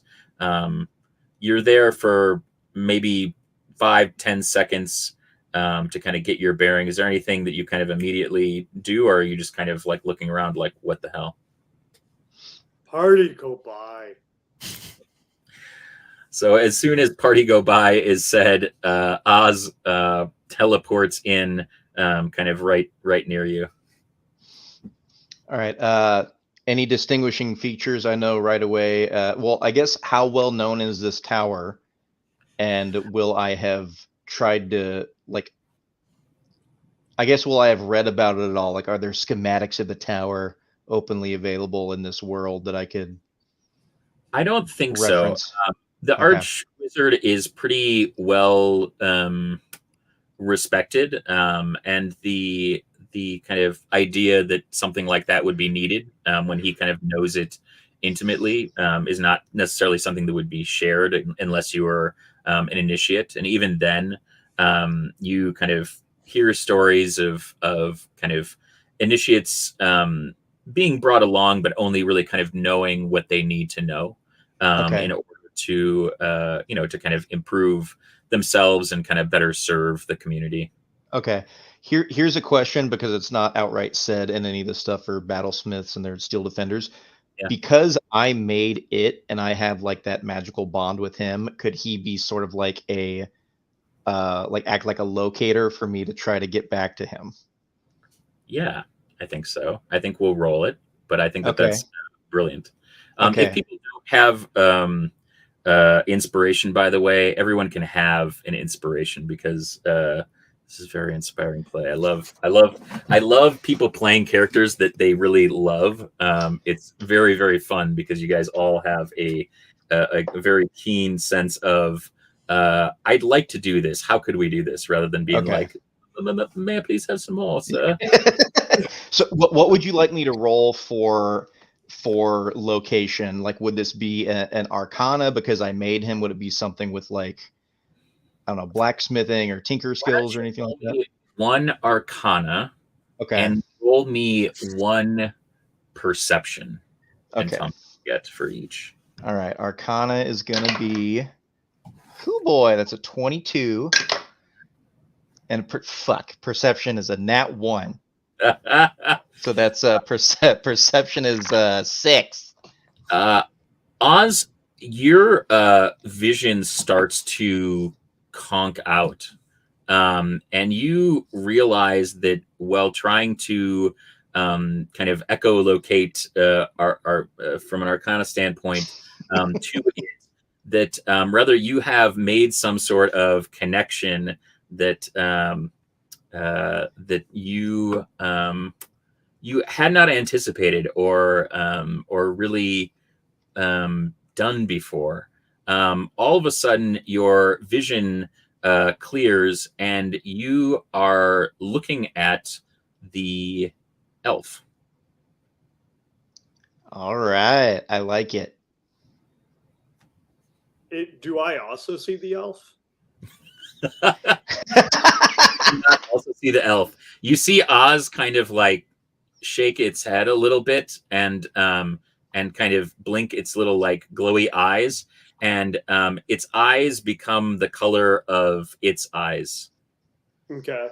It's like a slightly different shade, maybe a little bit more yellowish. He's gonna reach over and, what is gentle to his mind, he's gonna like back of the hand nudge Oz.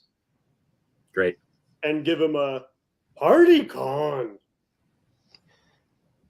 Oh, Rand, the party is still very much there. We have moved. God. It is not where you can see currently. I have found a new ability that I can see what is going on through its eyes. We must find a way to get back to it. What it? He's gonna pick up one of the boxes in the room that they're at and just point at it. It. So Oz, and I can't see him doing that, so I'm like, yes, it. We must find it. We must go to it. Found it. It's looking around so I can see where I don't see you with it. Holding it. I'm starting to put it together now. Oz like looking around and like looking at basically everything like but you as it is looking around the kind of party floor. Rend, we must get back to party. Find party. Find elf. Boring elf. Find friends. Find boring elf. Yes. Can I switch back and forth between perceptions at this point? No, I'm just stuck. You're stuck. Okay. Okay. Can I then... When he puts the box down, he's just going to like smush it into the ground. So Oz, you can still hear everything that's going on from the kind of room that you're in, but your eyesight is exclusively through its eyes right now. Okay. Can I use detect magic to try to do another ping and get myself back at least in the direction so I can like be a compass for Rend as he is walking and leading me? Make me an Arcana check. Okay. Let's see what we can do there. Fuck. That's not good at all. That's a 6. You get a general sense that that it is above you. Like, not directly, but just like, is the tower like is the, as we were coming up, is this tower in the castle like, is it like Beast Castle in Disney, or is it like just a friggin' like, is it like Eye of like Two Towers, like Eye of Sauron? Yeah, it's tower. It's something a bit in between. It's mostly kind of tall, but it does have a bit more of a base. It's more Orthanc-ish. Say that again. So it's more Orthanc-ish. I couldn't think of the two towers' names. Yes. Barad-dûr and Orthanc. Like okay. I will just kind of I'll try to compass as best I can. I say, Friend, I know where party is. And I try not to use big words for him. You lead me, and I point to where you go. We need to find stairs and go up. Yes? I leave you. No, the door. take my cloak and find stairs. Pull me with you so we can go find party. Find stairs. Do I Yes. see stairs? Okay, so back to Margaret, Ferdinand, and our Guardy friend. Hey, friend, what's your name? I'm Ferdinand. I'm Jan.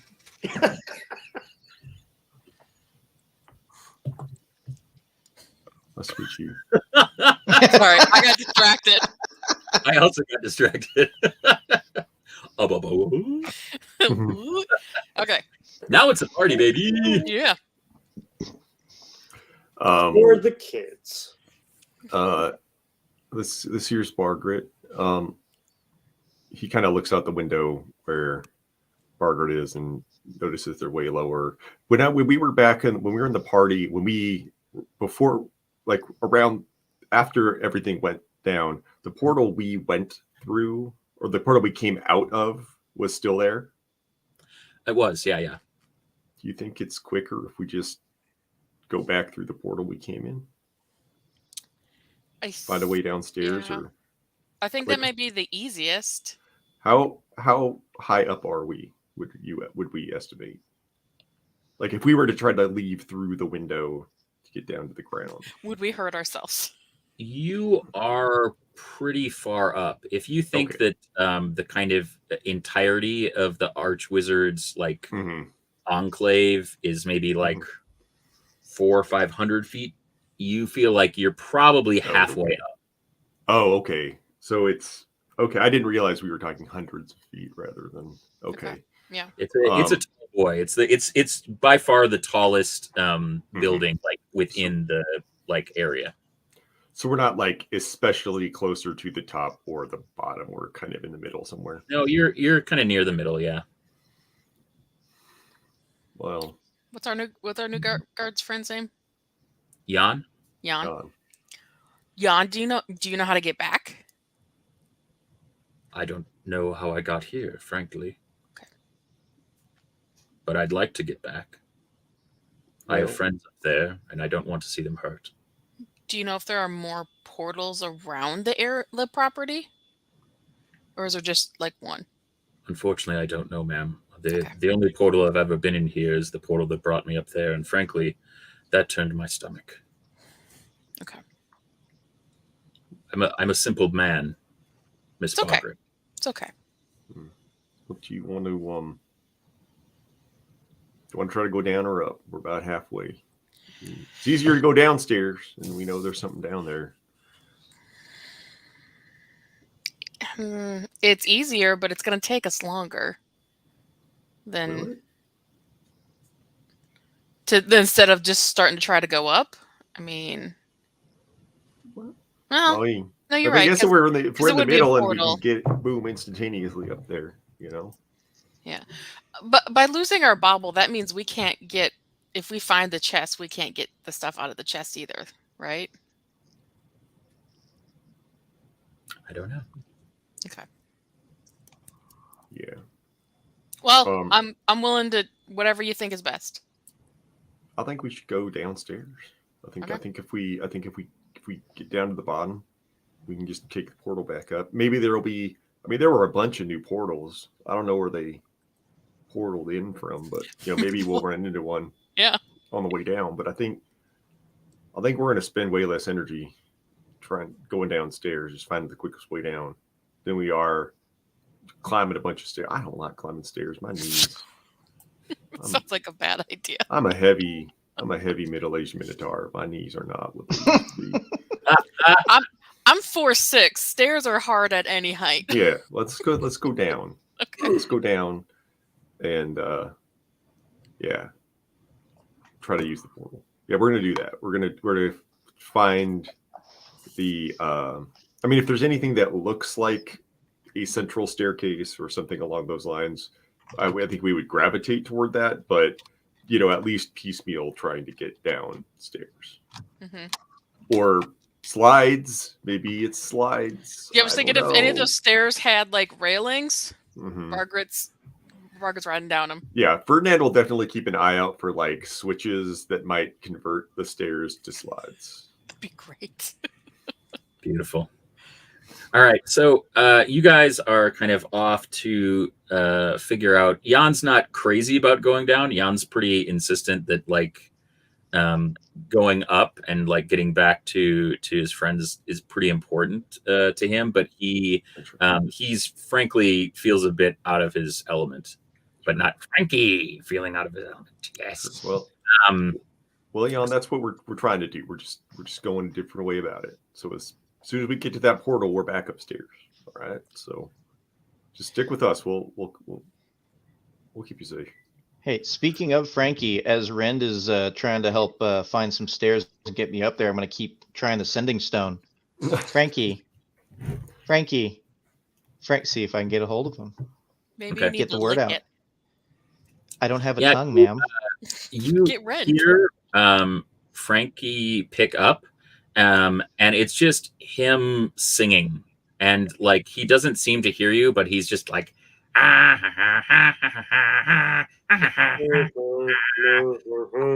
friends, and we're going to a party. Legolas, faster! Yes, we must get to the party. We don't want to be the last ones there, or they'll be all out of drinks. Drinks? I guess that's good news that Frankie is coming back with more friends that could help. So Rend, Oz, you are down there. Oz, you see through its eyes that a lot of the party attendees are kind of being separated. They seem to be kind of taking people that might be viewed as, kind of potential shit stirrers and or other strong boys that might get bored. And they're kind of starting to split them up. They're also moving the kind of children out, and it is doing what you told it to do, which is to continue to protect the children. So it's kind of slinking along as you're moving through. You also see that this elf has kind of taken Oxus along with a couple of its most kind of intimidating individuals, a couple bruisers, and a couple people that you might guess are also mages, and has kind of pulled him into one of the antechambers of the kind of great hall there. And as it is kind of taking care of all of this, you see the elf kind of in there, and he is grabbing the lapels of the archwizard's robes and says, "Do you really think that I need more power? No. You have something far better, far more valuable to me, and that's gold, Oxus. You've cost me so much already, and I know you have it, and I want it." All right. What do you guys want to be doing, Rend? Do I see a door, a window, or stairs? You see all three, baby. And we need to go up, correct? Oz has told you the party is up. Okay. I'm going to sling Oz over my shoulder. All right, make a strength check. Ah, Oz, how much do you weigh? that's a wonderful question. I can look up how much General Warforged weighs. 23. You know what? I think that'll do it. I think that's good. Yeah.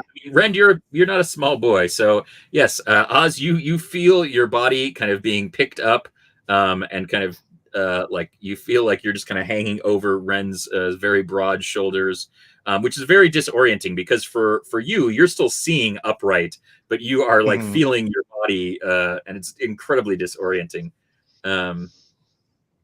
With that, we are going out the window. Yes.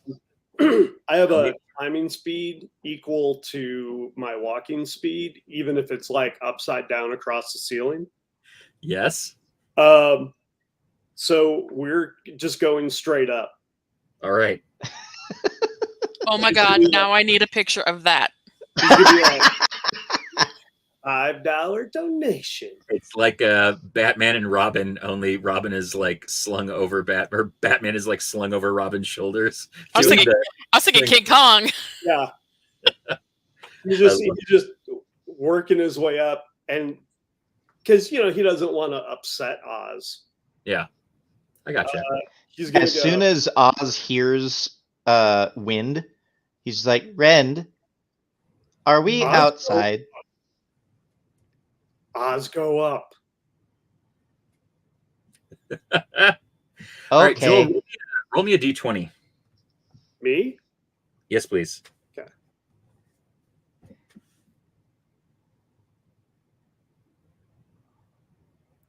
Yes, out.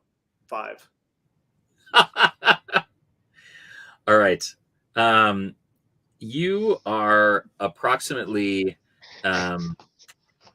well, let's see here.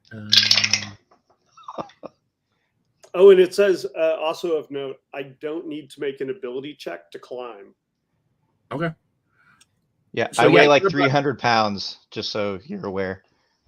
You are about a fifth of the way up the tower.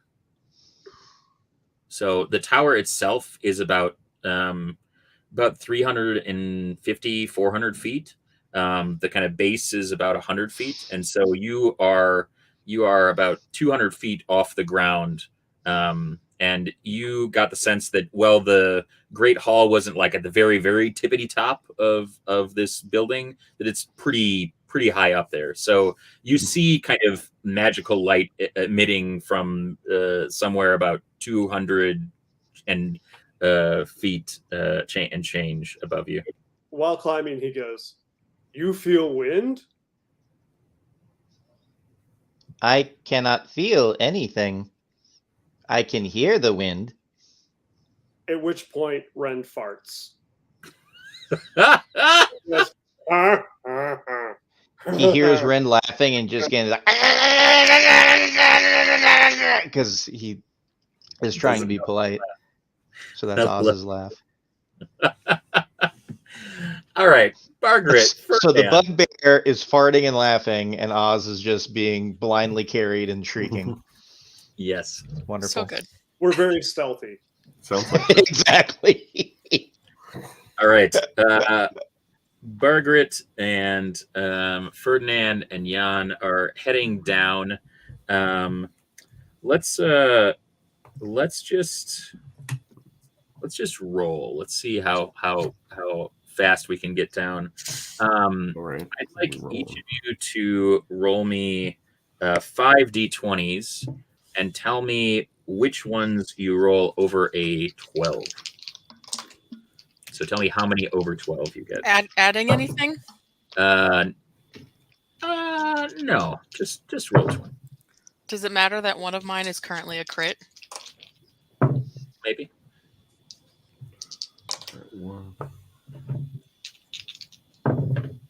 Oh, that was too many. What am I doing? Can't count to 5. Okay. I was like, I rolled 6 of them. What? All right. So how many successes did we get, Margaret? 4. All right, Ferdinand. 2. All right. So let's see how many we get from Jan. One of mine is a 20 if it matters. All right. So you guys arrive down at the base after a good long time. It's taking you about half as long as it's taking Rend and Oz to go up, because you're able to go kind of faster. Rend, you have made it another 100 feet up the tower in this time. Margaret, Ferdinand, and Jan, you have made it down to the base, and you kind of see a door in front of you that seems to lead from kind of the antechamber that is the kind of spiral stairs that are in the kind of tower or like whatever kind of chambers that line the kind of larger kind of base of the tower that you feel probably using your keen adventuring skills leads you back towards the kind of main hall that you entered in.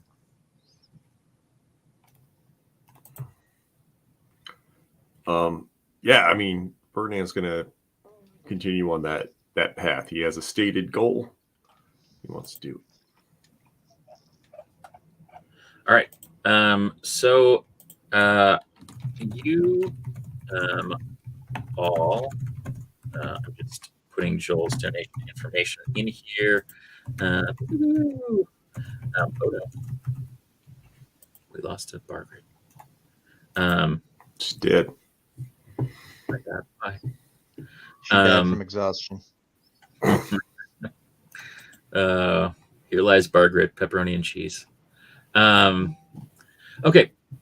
So you walk into this kind of large foyer space, and you see somebody that is not the individual that originally greeted you. Sorry, could you repeat that one more time? I was donating to Joel. Yes.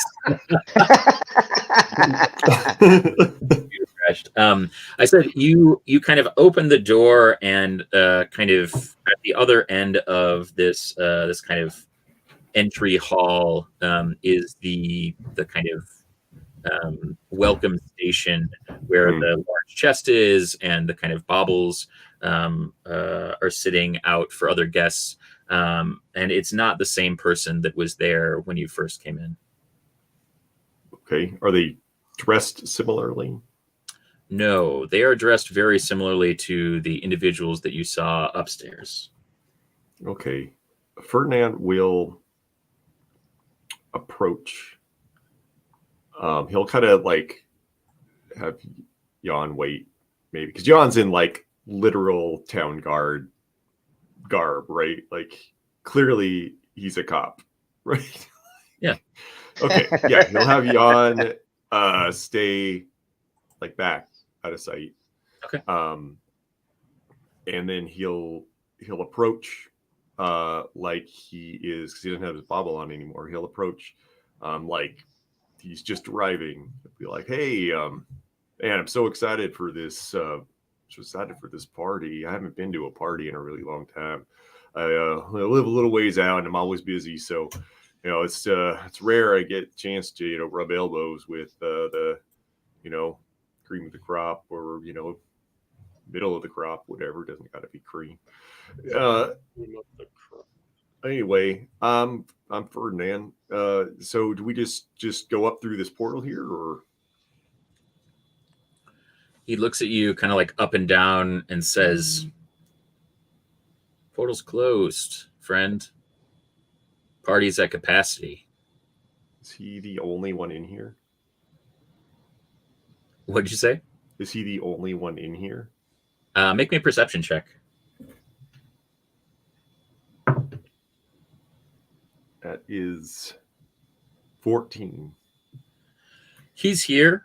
There's two people that look pretty similar to him that are standing by the kind of front door, and then two that are dressed similar, flanking the sides of the kind of glowing column that you guys stepped through with the teleportation circle. Okay. Wow. That's a real bummer. Me and my lady here were really looking forward to a night out. You might think the size difference is awkward, but that's more of a you problem. Be open-minded. And he'll sort of just one moment. We're trying to figure out our plans for the evening, I guess. And he'll bend down and whisper in Barker's ear, like, I want to just throw this motherfucker at guys by the portal. All Sounds great. Do you want to draw the gist though? I don't know how we're gonna do that. Do you want to draw the gist or not? Sure. No, I got it. I'll throw the guy, and you throw the chest through the portal. That could work. And then Ferdinand will like, thanks, sorry, we're just gonna be another minute. We really had our heart set on this.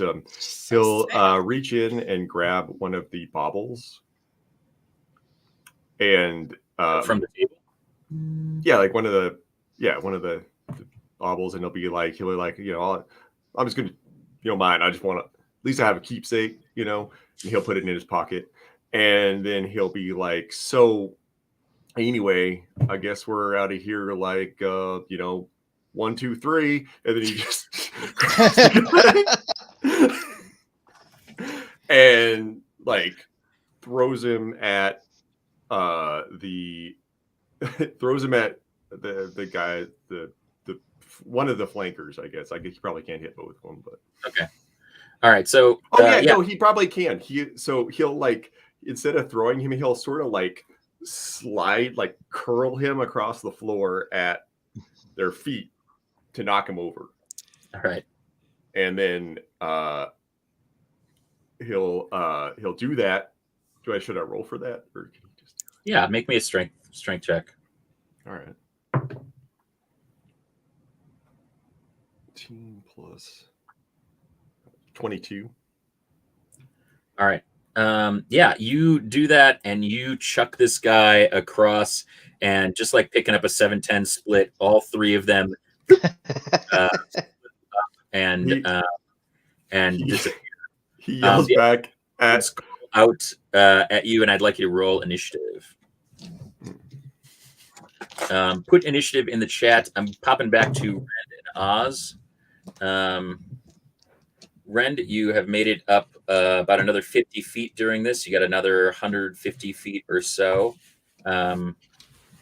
Oz, as you are kind of just dangling there, you're continuing to see things through its perspective, and the kids have kind of filled up one of the antechambers, so they've been kind of moving them around and distributing them. But you can still see into this kind of like main kind of area, and the elf kind of continues to badger the archwizard about his riches, and you kind of see this get more heated, and as the archwizard kind of raises his voice, you see him try to reach into his cloak for something, and you see the elf power word kill the archwizard, and he crumbles. Oh. Well, that's not good.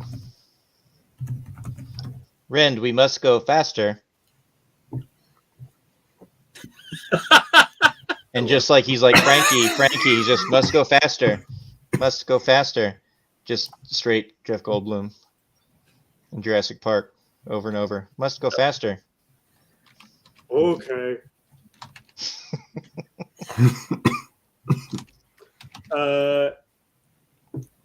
Since I don't need to ability check, and this is movement same as walking speed. Yeah. Can I dash? Here's my deal for you, Rend. Okay. You can dash if you make me an acrobatics check at disadvantage, and you have to get better than a 10. And for every time you do that, every success you get, I will allow you to dash your movement up. You have 150 feet left. Could we make it athletics instead of acrobatics? Oh, I wish that we could, but you're perched on the outside of a tower with the wind blowing. Okay. Wind. And I have a inspiration. You have, yes, a single inspiration. That seems fair to me. I think so. What could go wrong? Let's start with the 20. Hey. Success. So there's You are able to move. feet. What is your walking speed? 40. 40. All right. You're able to move 80 feet up your tower. Oz, you continue to see everything that is happening, and you see that also in that room is the kindly woman who was talking to you with her kids, and she kind of rushes over, and the elf seems pretty nonplussed about it, but she introduced herself as Ivy, and she is kind of caring for the archwizard's body, but he's not moving. Okay. A couple of people end up coming in, thugs, and it looks like they are trying to get into a large looks like they're trying to kind of get into a large locked door that is a kind of patchwork of different kind of steampunky gears, but also looks like there are kind of glowing phosphorescent threads that are kind of attached, and all of this looks all very Rube Goldberg-y. How are they, like, when they were moving the kids around, are the kids just like scared and moving along, or are they like punching the kids or throwing them around or any shit like that? No, they're pretty much just kind of like moving people. They like the kind of thugs seem pretty nonplussed about everything. They're just kind of like doing their jobs, and as long as it's really kind of causing a fuss, they're not being too rough with them. It's kind of the general like kind of growly, grumpy, henchy people. Okay, well then, yeah, if that's the case, I mean, it is just kind of on sentry duty right now. If at any point they get a little rougher with the kids, he'll launch into action. So, do they say anything? If I can hear through its ears too, are they saying what's behind the door, like what they're after? They think that it is some sort of treasure that the archwizard has kept hidden, and that they are trying to obtain that. Okay. If based on how the door looks, are there any symbols or anything that I could recognize to see, like, if it's trapped, if something's going to explode, like anything like that? Yeah. I'll let you kind of make kind of one check this turn, and then you can make another check the kind of next round. So you tell me kind of how you'd like to do that, whether that's investigation, history, arcana. Like, what are you looking for first as you're trying to kind of like? I'm going to go for my highest stat, which is history. At this point, your body's like bobbing around as Ren is like, yeah, up. Yeah. Right, I would say history, just to see if there's anything about the door. Like he's a book learning kind of guy, so like he knows some magic, but any of the stuff would be something that he would recognize from books. So I would say history for this, if I can tell what's anything on the door. Okay. That 13. You get the distinct sense that that there is kind of more to meets the eye, or more than meets the eye with this. You don't think that there's Warforged in disguise, but you definitely get the sense that there are multiple levels of magics at work. Probably some artificery, probably some arcane, and possibly some other kind of markings that you see that you could investigate on the next go through. Sure thing. Okay, cool. I'm gonna steal Shaggy's joke. Yes, please do. Say, hold on, Goose. Afterburners, Oh God. and then just Uh, gonna rip a riotous fart. It's gonna be wet. Like it's gonna have all the heat. Oh God. it's happening. A couple Anybody in quick the bottom of the tower could be in trouble. there. Joel. BEA. Beautiful. Love it. Love it. All right. So, all right, Ren, why don't you make me another check at disadvantage? Let's see if we can get up to the tippy top here. 14. 14 is going to do it. So, Ren, you kind of reach the kind of ledge of where the light is, and you are afterburnering. So you kind of like run up this thing right to the ledge until you kind of like Wile E. Coyote a little bit like past the edge and realize like, oh, like I need to hold on to something. Like I am no longer horizontal vertical. I need to be vertical horizontal. So why don't you make me a dexterity saving throw? You're carrying a big old dude. That would be a 10. A 10. Excellent. You are able to kind of scramble as you are kind of sliding down. You miss the ledge a little bit, but you're sliding down and you're able to just kind of like dig in and kind of hold yourself and Oz just kind of clinging from the side of the building. Oz, at disadvantage, you may make one of the other either Arcana or Investigation rolls, and I can tell you a little bit more about what it is. Yeah, I'll do Investigation. I got a better boost in that one. That is that a 6 or a 9? Which is it? 6. 12. Perfect. I really wanted that 19 that I rolled. That would have been nice. That would have. So you feel like there's also some sigildry that is kind of carved into this. So this is what we call in the biz a triple threat. You have the sense that this is going to be time intensive to disarm, and that is good. Probably not sitting well with our elven friend. Is there any languages that I can decipher on it by looking, like anything more prominent, like Dwarvish, Sylvan, Elvish, anything like that? Yes, yes, and yes. Okay. Stacks on stacks on stacks. Cool. Speaking of, yes, Ferdinand, Bargret. You've just thrown some sweet boys through, and there's 2 other guards that are coming in. We've got the thugs going first, followed by Ferdinand at 18, Bargret at 15.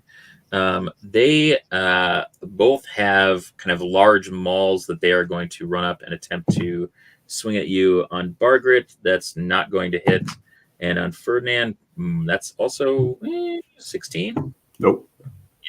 Yeah. So they come at you with these large mauls, and they swing and miss. The mauls themselves look like giant, like lollipops. Okay. Like flat, like I got it from the dentist lollipops, or like Tootsie Pops, or like Dum Dums, or like what? Dum Dums. Okay. They look like giant, like mall Dum Dums. Yeah. Okay. Ferdinand, I need one of those. Well, you can take one. You're an empowered woman. Thought I was gonna pick up the chest and throw it. You're an adult. Yeah, I'll see what I can do. Pretty please. All right, honey. And then he'll be like, Jan, if you're gonna go, it's time to go. And then he'll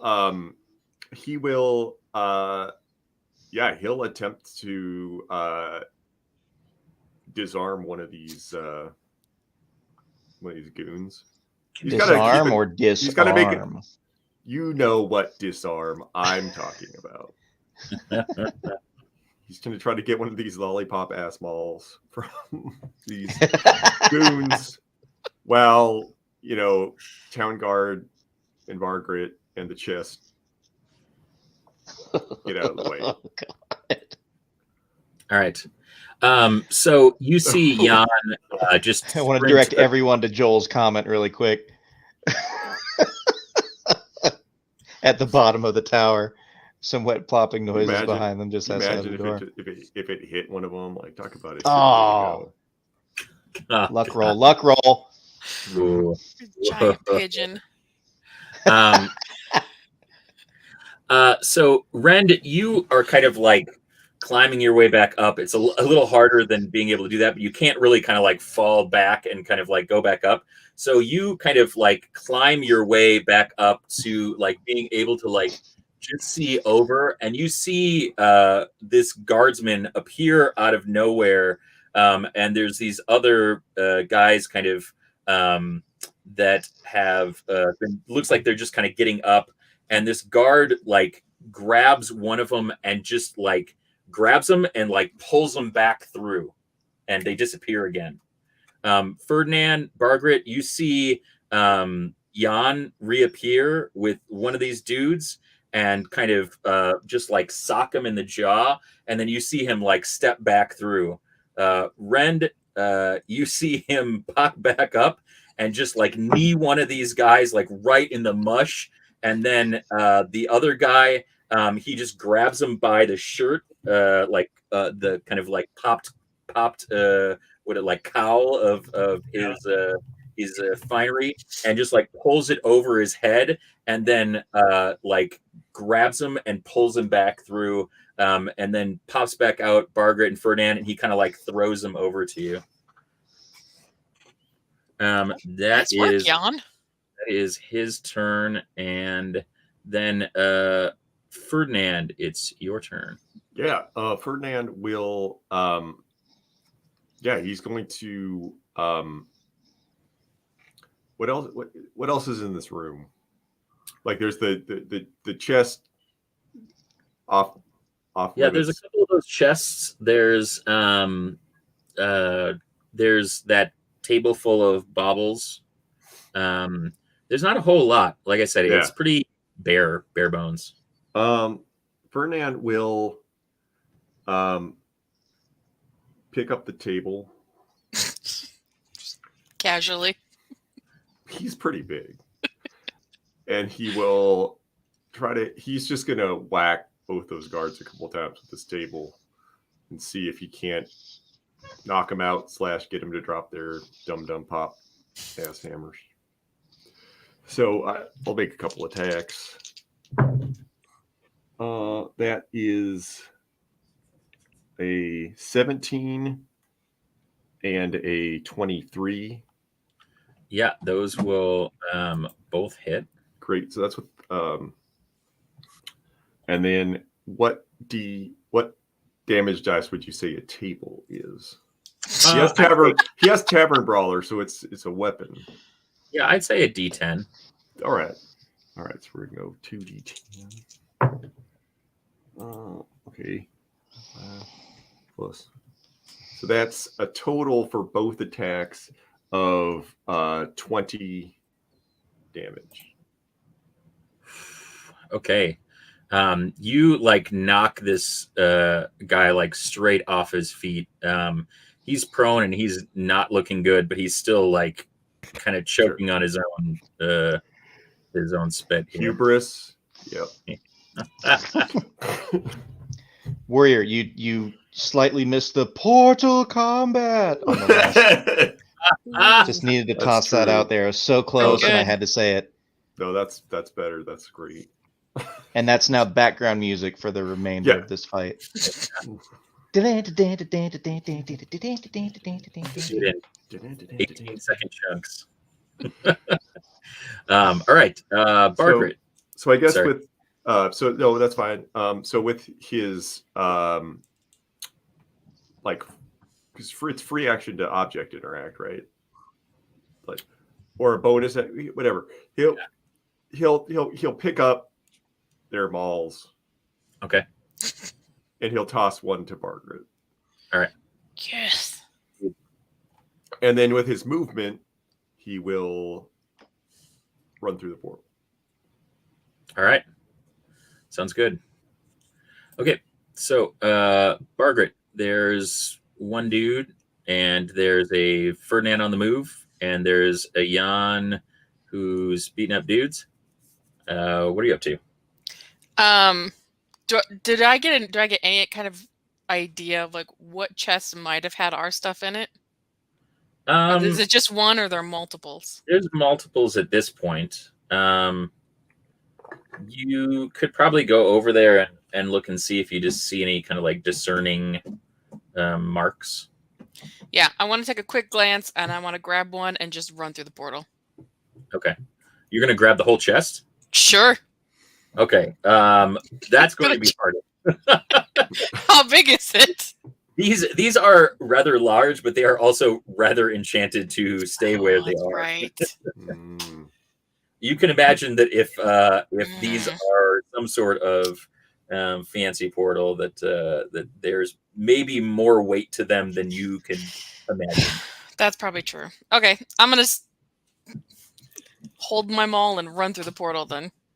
Okay. I don't care about the dude that's left behind. All right, sounds good. All right, back over to Rend and Oz. Oz, you see now that there are kind of people filtering in and out, kind of examining this very carefully. And one of them, kind of is speaking to the elf and kind of warning him of all of the safeguards of everything and what's going on. Yeah. Okay. Are we now in this room? Or like, sorry, not in the room. Are we up on the balcony? Has Ren tossed me over? No, Ren is right now, like, he saw this town guard dude kick a bunch of dudes and then disappear. Ren's stealthy. Rand, are we here? Yeah. What are we waiting for? We should go and help. Okay. I'm going to go up over the balcony. Is there like a doorway on the balcony, or is it like open? There's doors on the balcony. They're open, but the balcony itself kind of has a little bit of kind of side space, so you could pop up and like not have to run immediately in. All right. The balcony is probably about 6 feet deep. Okay. I'm going to take us up to off to the side. Is there a window higher up that would still open up into the room? Oh yeah, absolutely. Yeah, this is a pretty tall. You'd say that the ceiling in this kind of part of the Great Hall is probably a good 20 feet tall. Okay. So there's like two series, like there's like the door, and then there's like two kind of windows above. Okay.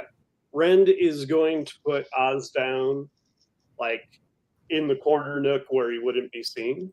Okay. Pat him on the head, and he's going to climb up to the next window.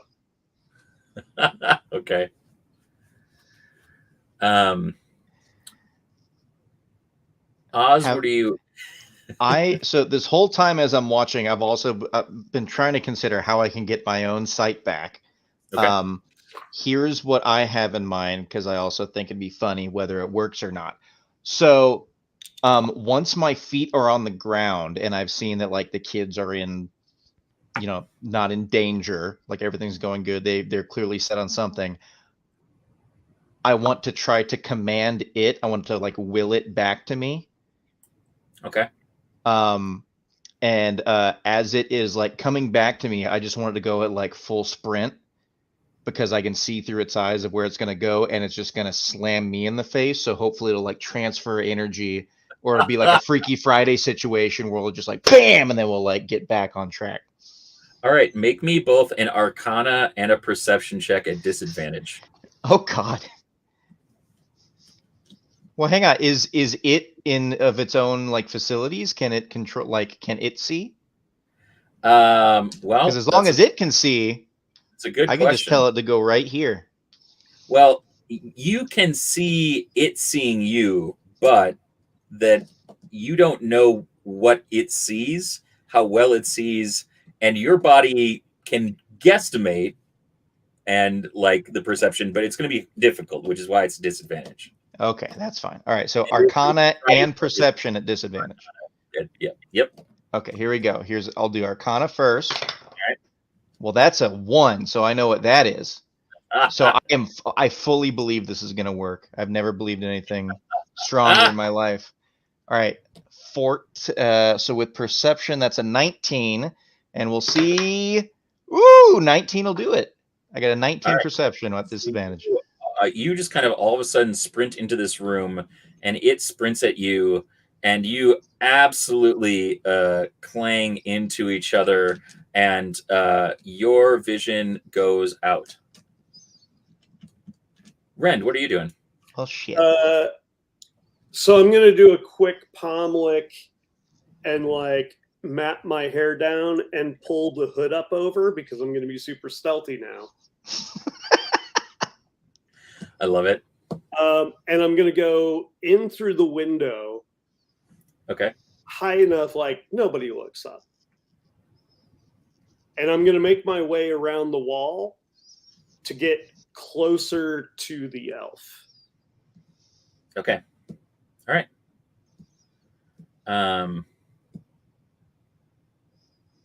Stealthy. Yeah, make me a stealth check.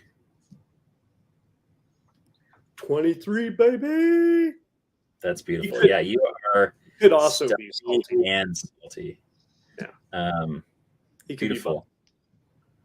Okay, so while you're doing this, Ferdinand, you pop through and you see that there are these thugs that are kind of moving around, and just a moment after you're able to kind of get the lay of the room, you see Bargret appear right next to you. You haven't been seen yet, but there are still quite a good number of guards up here, probably a good 15, 20 guards. Can Ferdinand see the bad guy, the fancy shithead wizard? Make me a perception check. All right. 10. You can't see him, but you can hear him on this floor somewhere. Okay. I think Ferdinand is going to move toward where he hears the voice. Okay. And he'll try to sort of, I mean, he can't really blend into the crowd, but he'll try to do it stealthy-ish. You know, he's an 8 foot tall, 400-pound minotaur. Yeah. Odds are you're probably not going to sneak around too much. Yeah, I feel like, honestly, I feel like he's like, you know what, I accept my size as part of who I am. And he'll just kind of continue, like he's already sort of charging through the portal. So I think he'll just continue along that vein around toward he's just going fast. He's like, they're going to see me. Yeah. So I'm just going to go quickly. Okay, Bargret, you step out of the portal and you see Ferdinand running and just making a big old turn towards the sound of some people yelling. I'll follow him. Okay. Hopefully I can keep up with him, because if I can hide behind him. I love it. All right. So while you guys are doing this, Rend, you are sneaking along surprisingly stealthily. Ferdinand, Bargret, you are running in, and you. Meanwhile, Oz is like Velma and the Scooby Gang trying to find her spectacles on the ground. Can't see shit.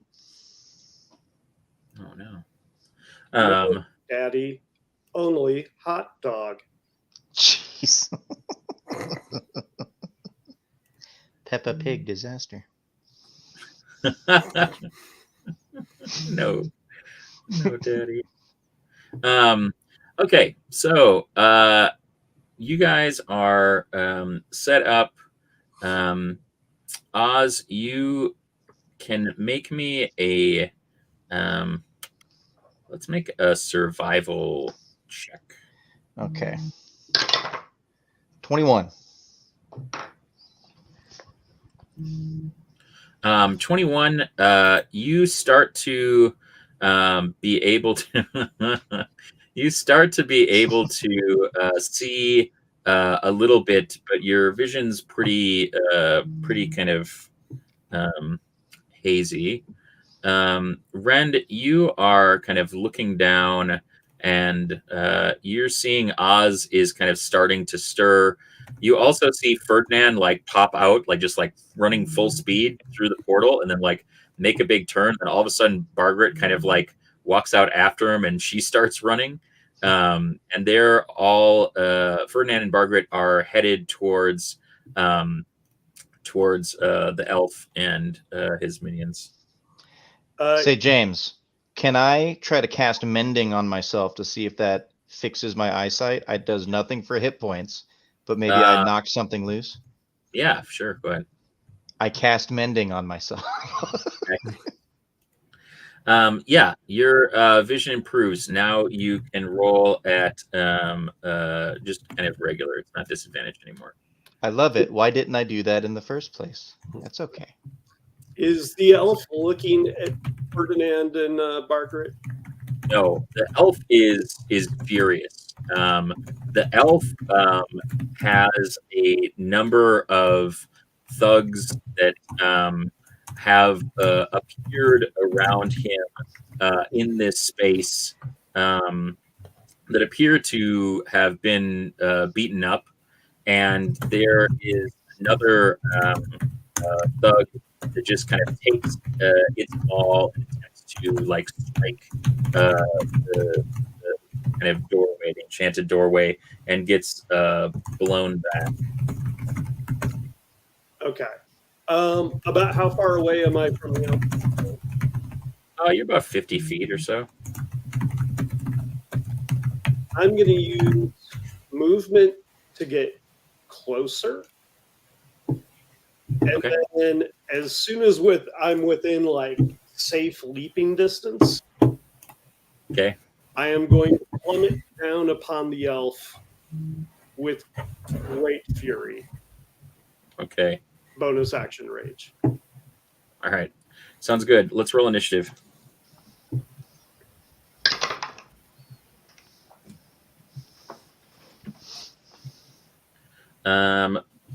Margaret, what are you at? Oh, all of us. Oh, 23. Yeah. All right. Ferdinand, what are you at? Sorry, say again? Initiative, what are you at? Oh, second, I gotta roll. I'm at 12, 14. Oz? I'm at a 7.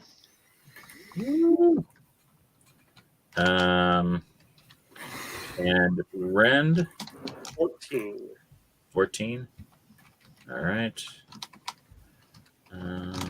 Rend, let's roll for our baddie. Elf is going to go at 12. Thugs are going to go at 17.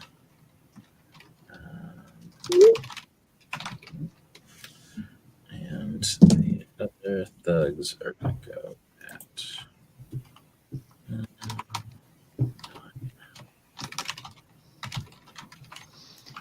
Do we know what happened with the gentleman that checked us in? Like, is he up here? Did he get brought up with when the thugs and stuff came in? You have not seen him. Okay. Let's see. Order. All right. Sounds good. All right, here we go. We're going to have Rend. You're going to get a surprise round on everybody, and then shit is going to hit the fan. Sounds good. All right. Cool. Well, I am going to land atop the mage as the beginning. Okay. And then unarmed strike. Okay. I'm going to guess an 18 hits a wizard. An 18 is going to hit him. For 9 points of damage. Okay. I'm going to immediately grapple him Mhm. and use him as an improvised weapon Okay. and attack the people surrounding him, whoever's nearest. And I'm swinging like his head is the hitting end of the baseball bat. Okay.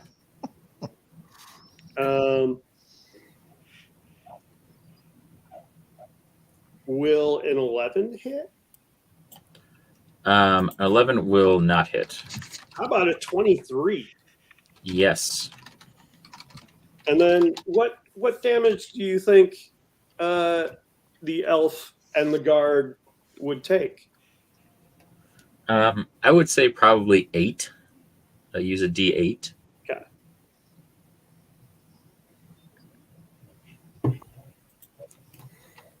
That is going to be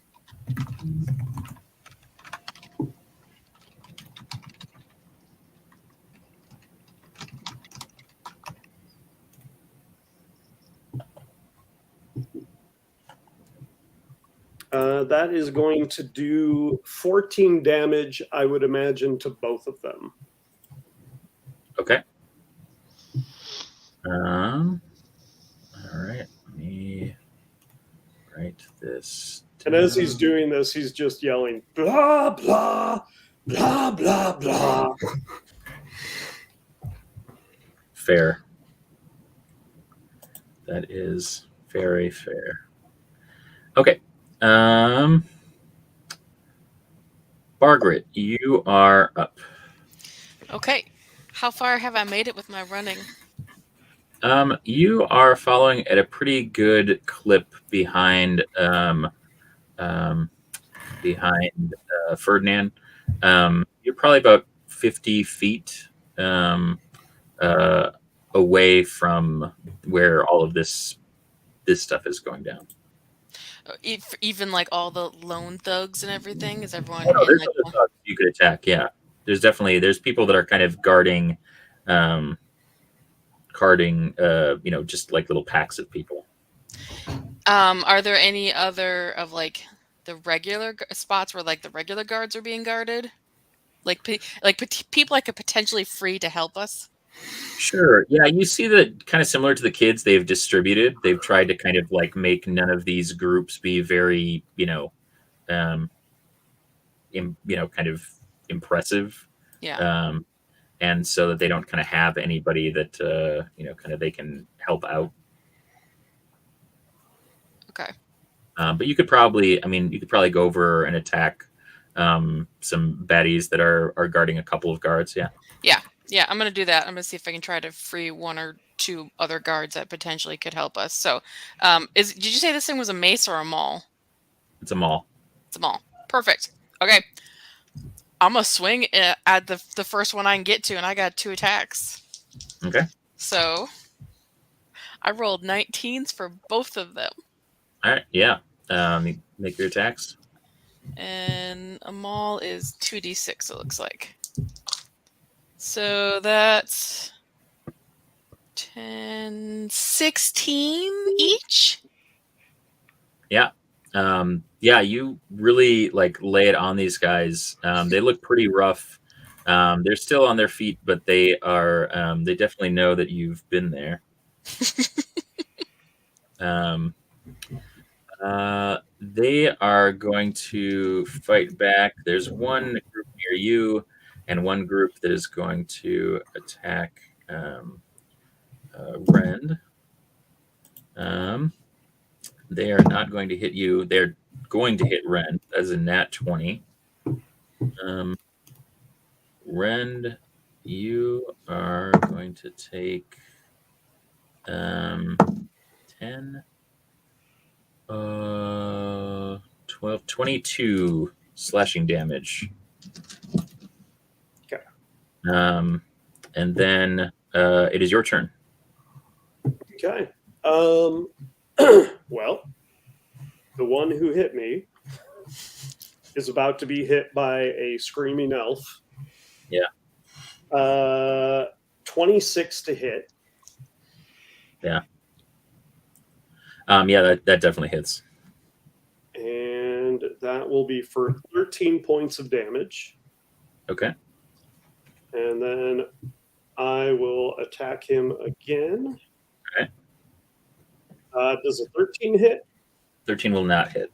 Okay. How about a 19? A 19 will hit. Yep. Okay. And that'll be another 14. I would expect on both my weapon and he's probably getting kind of pulpy as an improvised weapon goes. Yeah. Make me a perception check. 23.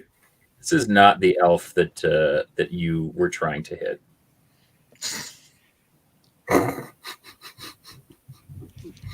Oh no.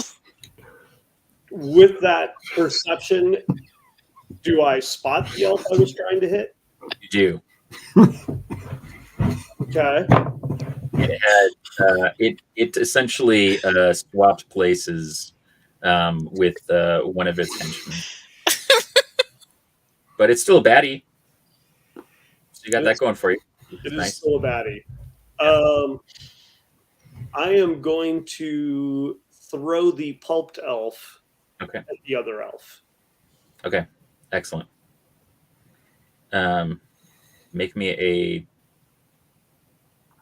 strength throw. 27. Yeah, you do that, and this elf kind of magically puts up a shield, and your pulpy elf gets more pulpy as it goes, and then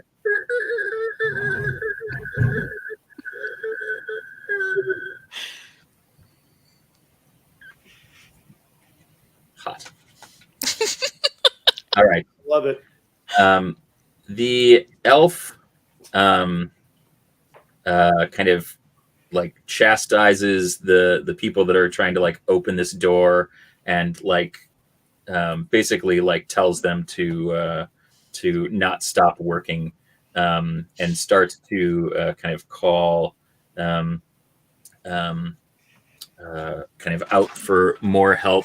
You see him pick up a sending stone and you like see him look at it, and then he like speaks, and you can't quite make out, but he seems pretty angry about this and throws it on the ground.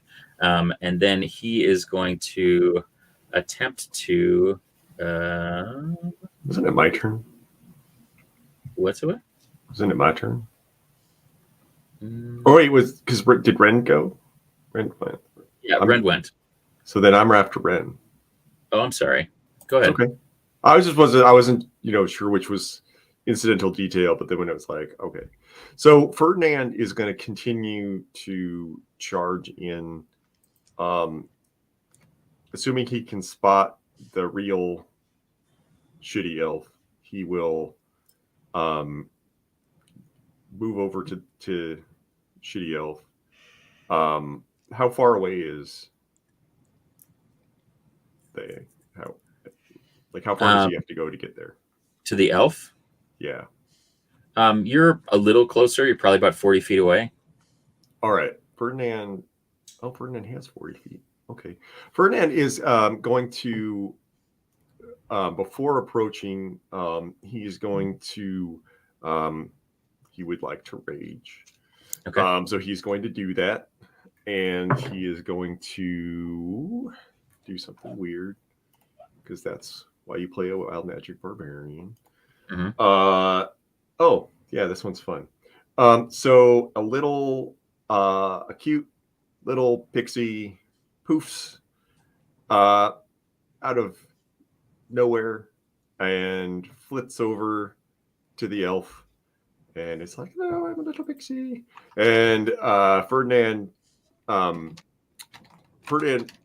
move 20 feet as part of his rage. So he'll move that 20 feet, and then he'll move another 20 feet. And when he gets to the elf, he's going to try to put the bauble on him. So he pocketed a bauble from the table. Interesting. And so he's going to try to put the bauble on the elf. Okay. All right. Why don't you make me a sleight of hand check? Okay, sure, I will. That is cocked. 12. That's 14. You do this, and the elf kind of moves its hand quickly out of the way, and the bauble clangs against the table that was next to the elf. Damn And it. he looks at you and says, "Such a blunt object." You're a blunt object. And then he'll I don't know, is that would you consider that an action or an attack? Like he could try again if that's like an attack, or if that was his action, then he'll do I something. would say that that's an action unless you're trying to attack him with it. No, that's fine.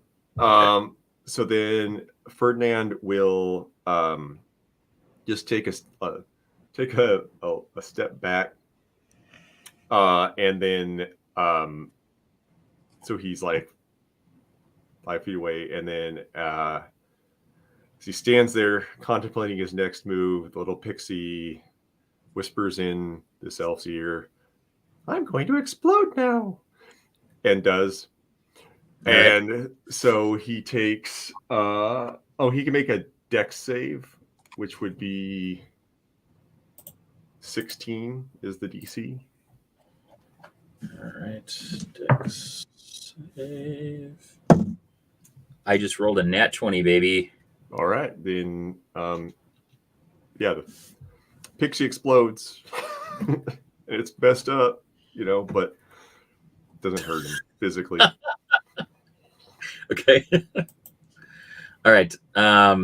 So this happens. He looks angry, does the same thing with the sending stone, throws it just basically on the ground, and just attempts to, let's see here. He is going to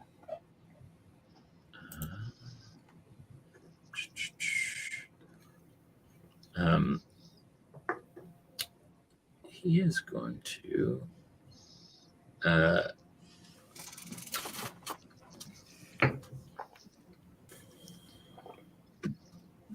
make an attack, and he's going to cast Circle of Death. I feel like sounds wrong. Sounds wrong. It doesn't sound like something he would do. Doesn't sound like something he would do. I think you meant Circle of Life. Mm-hmm. So a sphere of negative energy ripples out in a 60-foot radius from a point within range. Everybody's going to make a Constitution saving throw. So that's going to be, I think everybody except for Oz will be within that sphere.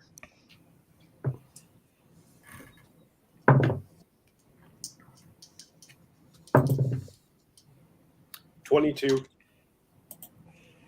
All right. What is 18. That's a 21. Where is my stupid spell save?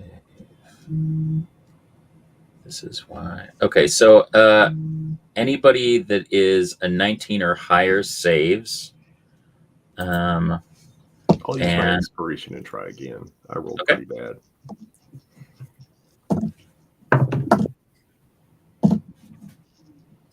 $21. Okay.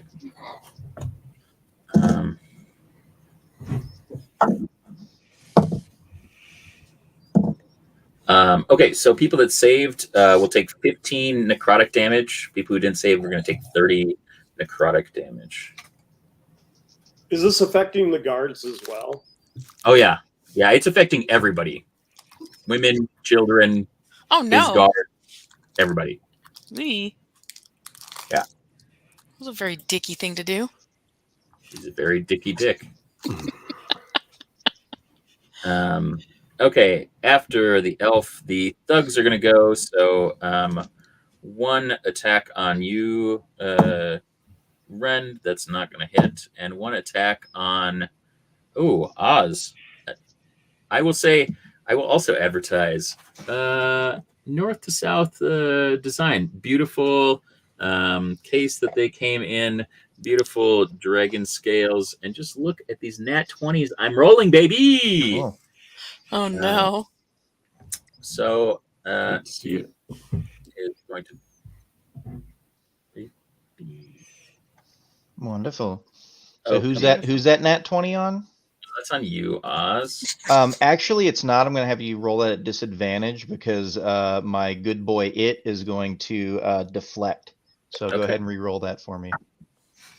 All right, so it's only going to be an 18. That is my armor class. Excellent. But you know what? Since we're going all out, I'm going to cast shield. All right. So you Sounds good. miss. All right.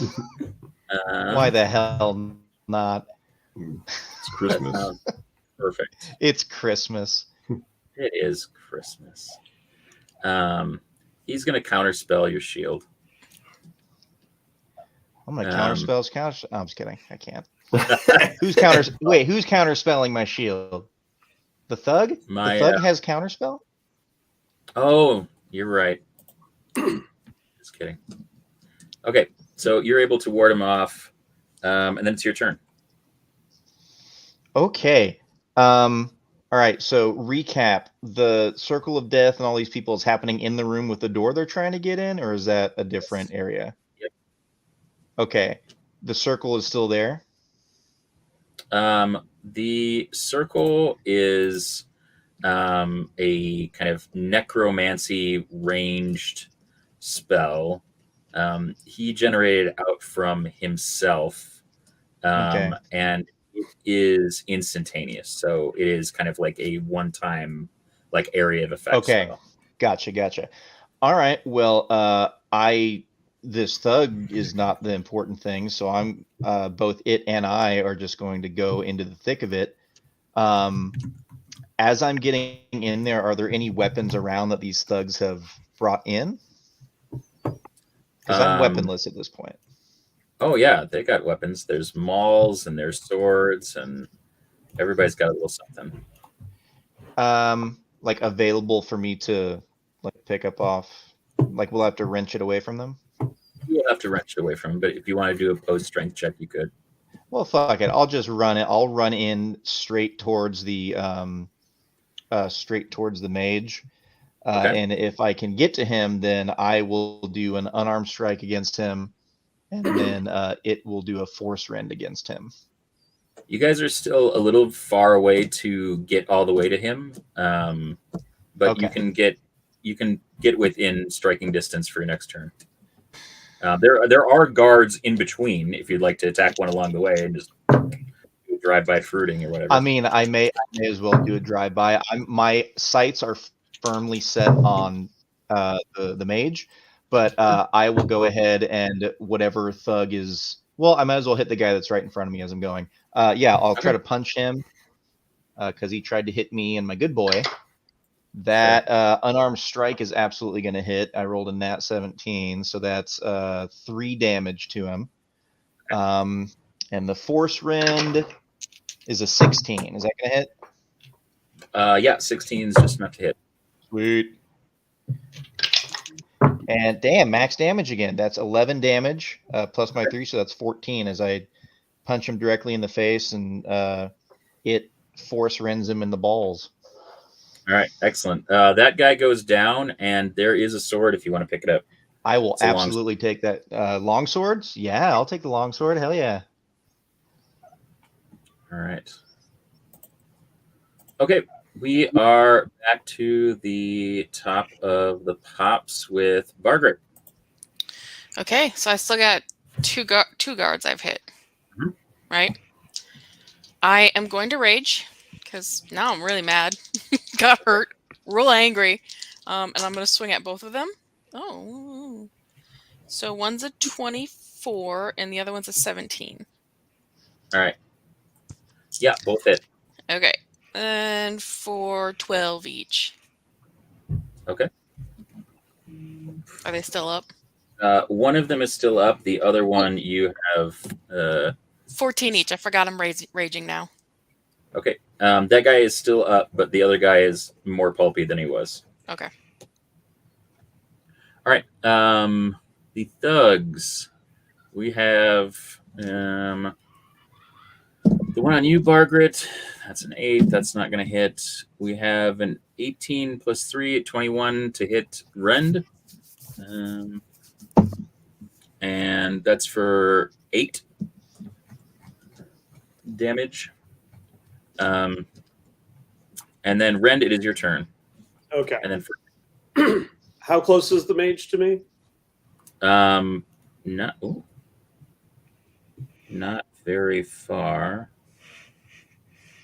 Sorry, I'm just looking. Got a message. Sorry, it's me. That's fine. About 20 feet. Oh yeah, I can totally make it to him. Yeah.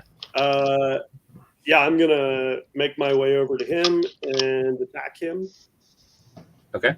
With my fist. Okay. Does a 12 hit? 12 will not hit. Okay. How about a 24? A 24 will hit. He's going to take 12 points of damage. Okay. And I'm going to immediately grapple. Okay. Before you do that, he is going to hellish rebuke you. And so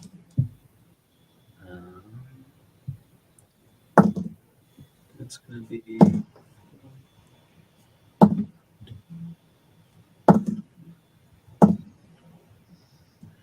for 29 fire damage. Oof. Okay. I used to do the Hulk Hogan when I did that, but I yeah.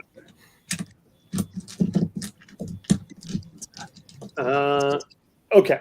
So now he's getting grappled, which is opposing strength checks. Okay.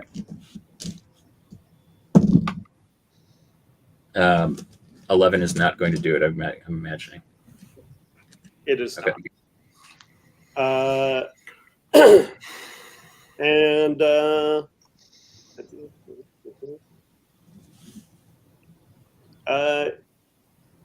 yeah, since I have him grappled,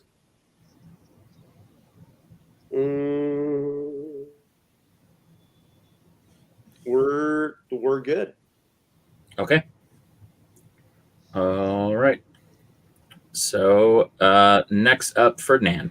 Ferdinand. All right. Well, since this guy Circle of Death me and messed up the whole party that I was really excited about and dressed up for, and broke the bauble, and is currently being grappled by my very large flatulent friend. Ferdinand is going to sort of get this Lollipop Guild ass mall ready to go.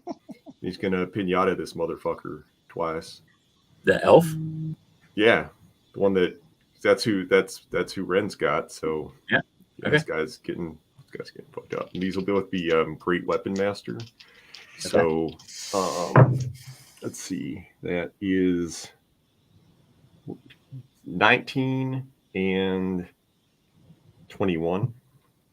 Okay. You hit? Those hit? Yeah, both are going to hit. Okay. And that's going to be, first one is going to be 16, 26 damage on the first. And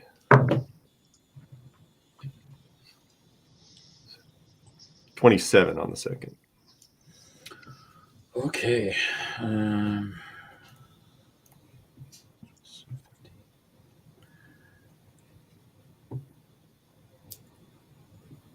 All right. That's an ass whooping. And then, I don't know, I guess for funsies, because, oh no, it wasn't an unarmed strike or an improvised weapon. Never mind. I was going to be like, I could just grab his legs. Wouldn't that be fun? But I can't. Have a tug of war. Yeah, I can't do it. Yeah, it's fine. It's fine. All right. We'll call that good. He's ready to go. Okay. Let's see here. So it is the elf's turn. And the elf is going to Throw up blood. let's see here. He's gonna give up and just kill himself. No, he is going Christmas to teleport away from you, over towards the balcony that you guys came in on, and he's going to take a knee. Would he take me with him? You have to be willing. I'm willing. I don't know if he was willing to bring you with. Although that might be line of the entire session. I mean, Consensual both ways? am I? So when he does that, Yeah. I mean, I have a really solid grip. Mhm. Does the part I'm holding go with him? Well, I mean, I think that if a donation is made, then probably not. I'm going to say that this is a high double-digit foe, so I'm going to say $10 gets you an arm, $20 gets you two. And we'll see how that pans out. But he basically uses his action to teleport away, and he's kind of about 15 feet from that balcony over there. And that is going to be, I'm saying that that's his entire turn, because that's a lot. Thugs making their attack. One on Oz. That should hit 20 unnatural. And then the other one. It misses. I have my shield going. Oh, okay.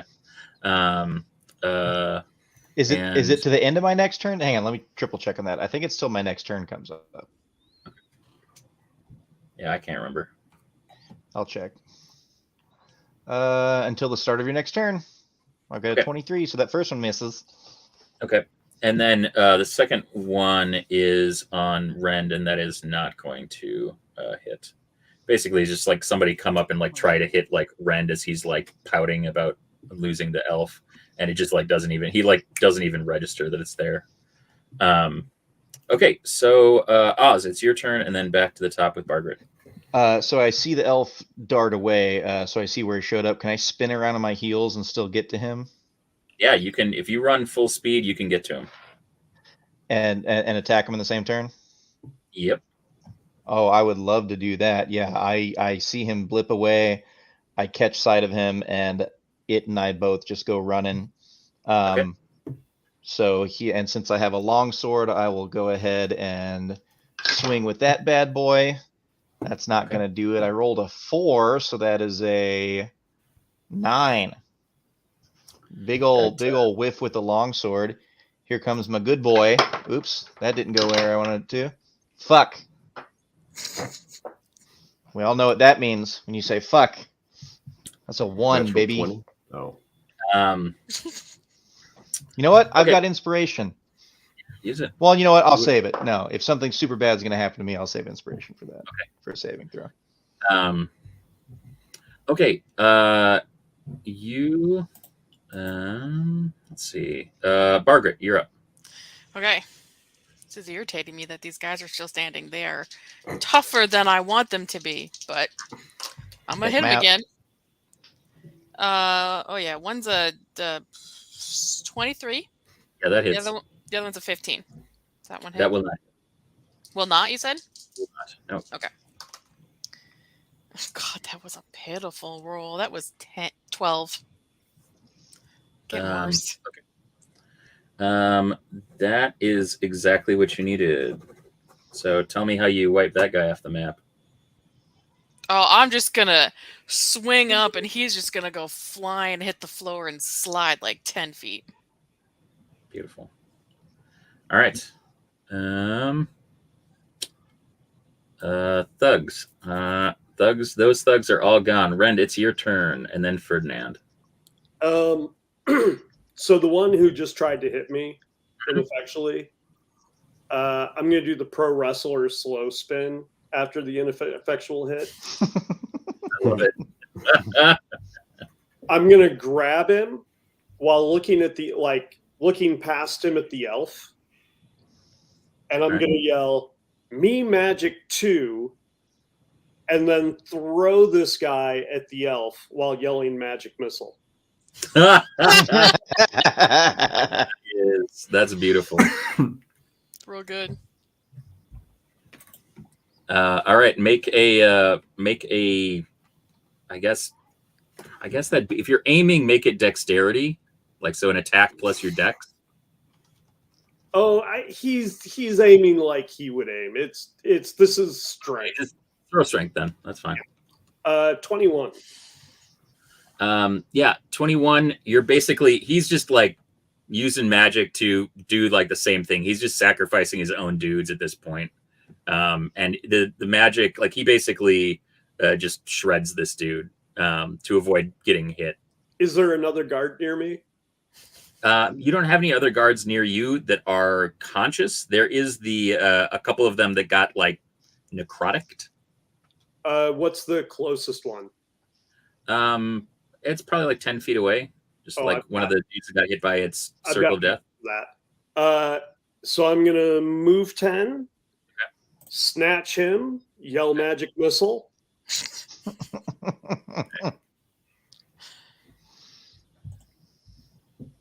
21. All right. Roll me percentages. You're a little bit further away. I want to see how we do.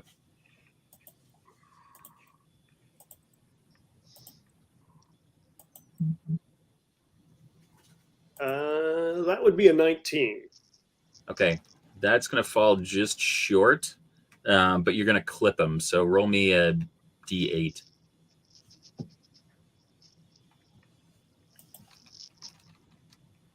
It's going to be 12 points of damage. All right.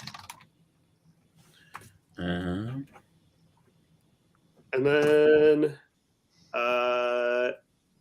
is there still a guard within 30 feet of me? No, nothing that would make it that far. That guy was kind of pushing it with how much necrotic damage it took. Okay. Is there a table within 3 feet of me? 3 feet? No. Or 30, 30 rather. No, I don't think so. Okay.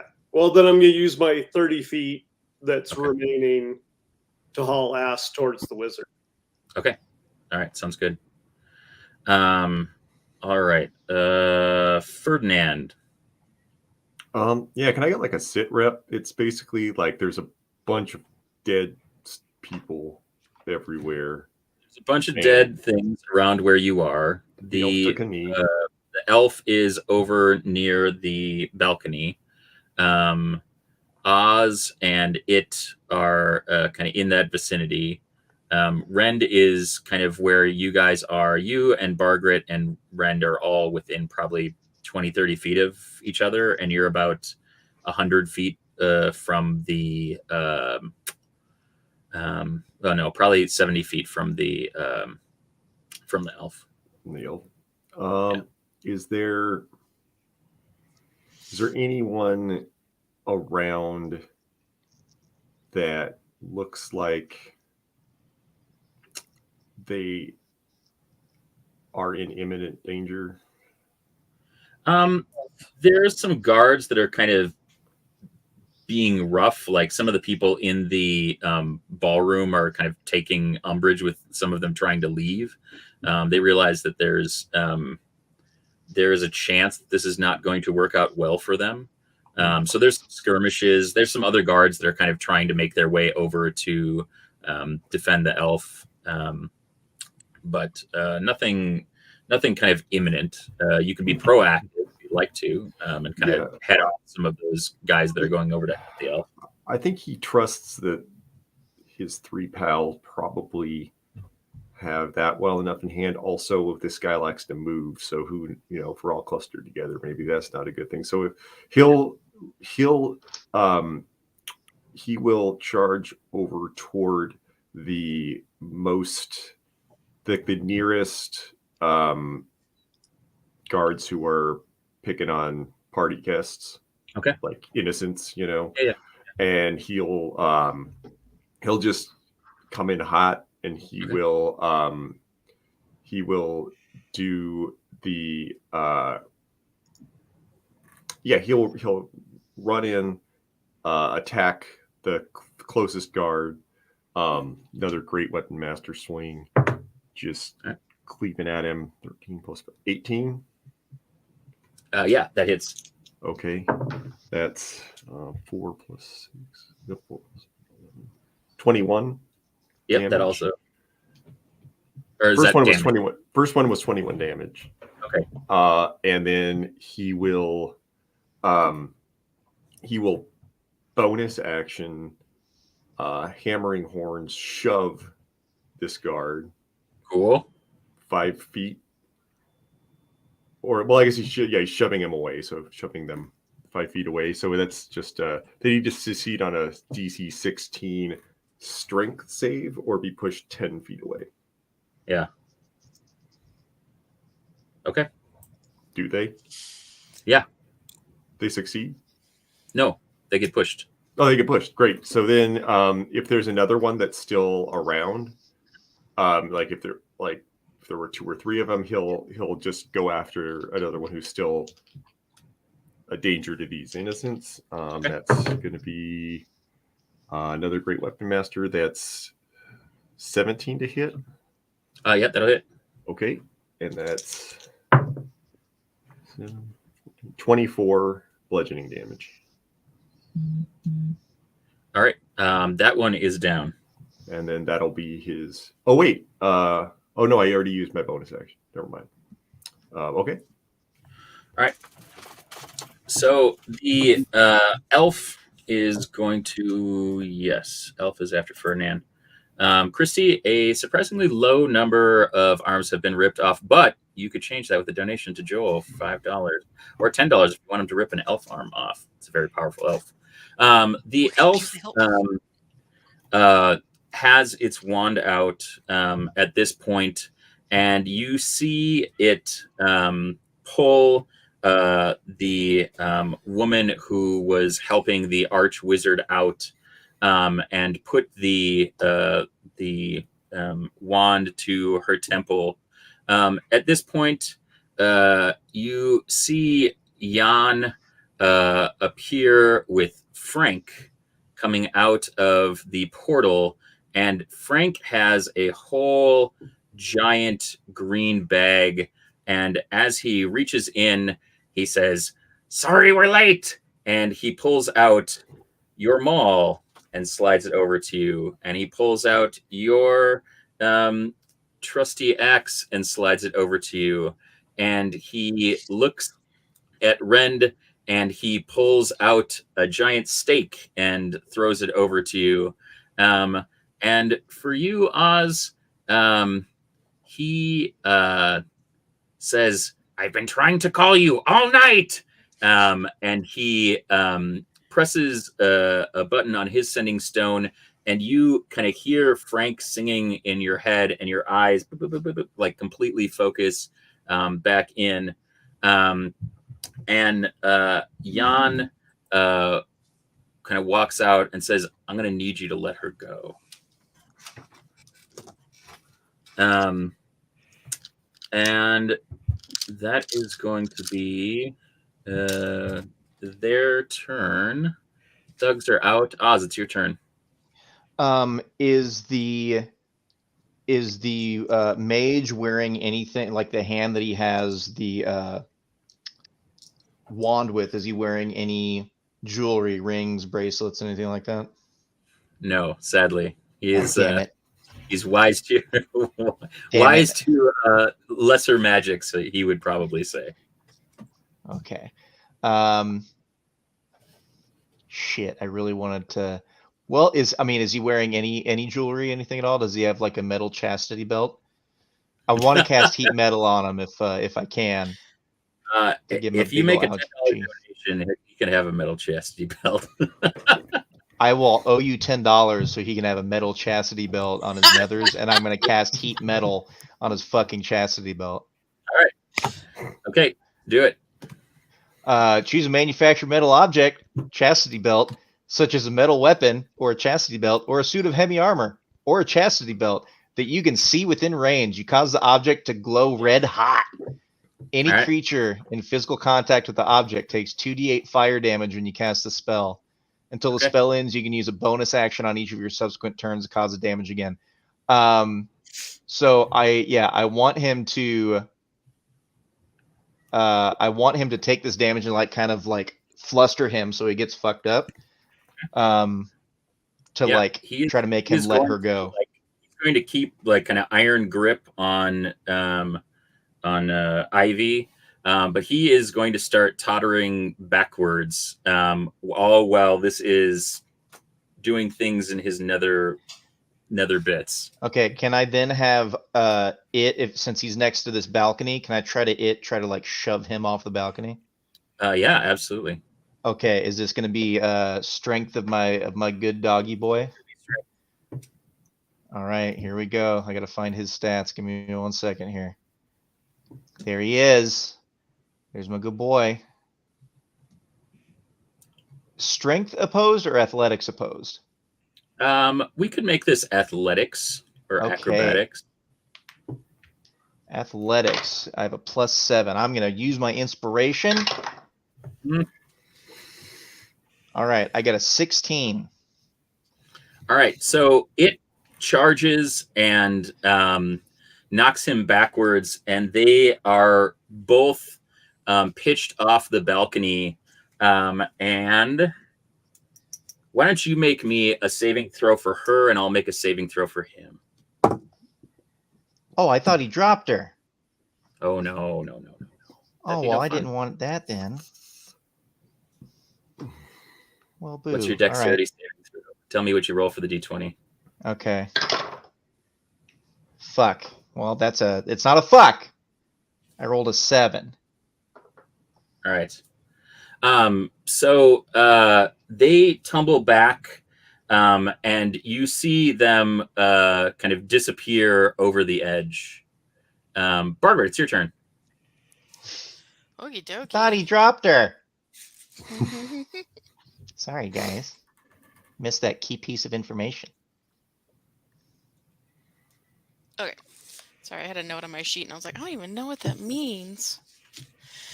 Well, got my weapon back. I'm real happy. There's still Right. one guy in front of me, though, right? No, you are free of dudes. Oh, There's two guys that Warrior started picking off that was going to help the elf, and they're probably the closest to you. okay. I will hit them. Okay. Maybe only hit one of them. One's a 16. Yep, that'll hit. Okay, the other one's a 20. Yep, that will also hit. Pitiful rolls, though. They don't have a whole lot. Well, that's good. That's good, It's because a good deal of damage. 15 each. All right, both of those guys go down. Oh, Sorry, I'm thank just reading goodness. Fernand's chat. Excellent. All right, those guys both go down. So that is those thugs. Rend, it's your turn, and then Ferdinand. Okay. Can we say simultaneous action that I was charging in the direction of the elf while they were going over the edge? Yeah, it's all happening essentially. No, that would start this because that was the last round. So this would have to kind of start now. Okay. You can make it over to him. I'm going to hustle to the ledge and try to see if I can grab either or both of them. Okay. All right. As you kind of reach down and go to grab Ivy's hand, can you make me a dexterity saving throw? 16. All right, you're able to grab her hand, but you can see that that the elf is holding on to her, like around her kind of waist with his one hand, and he's still like going to he's like pointing his wand up at you.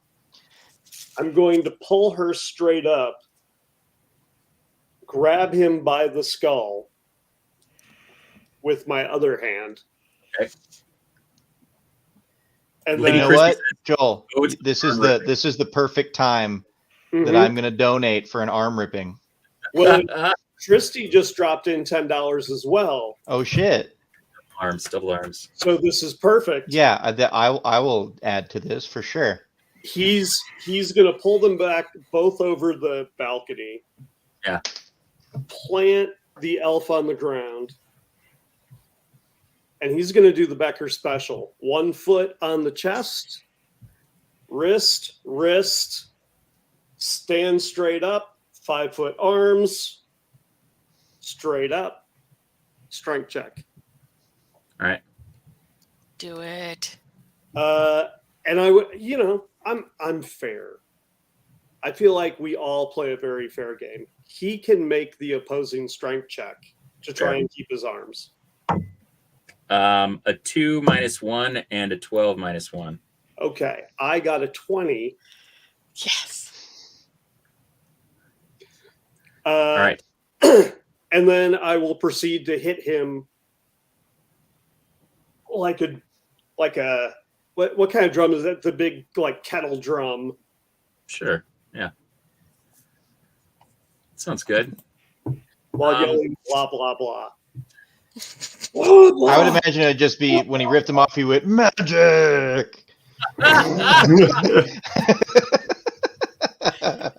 Oh man. So yeah, you have disarmed this elf quite effectively, and he is quickly lost consciousness. Thank you both. You're welcome.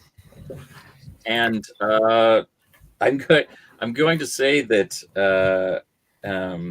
Ivy runs over and hugs Jan and gives him a big old smooch. And I believe that Frank is quite happy with you all and says, "It seems like I missed the party." And that's where we'll end. No, that's what I call volume 8. Hey, I do have a follow-up question because it just went in my head.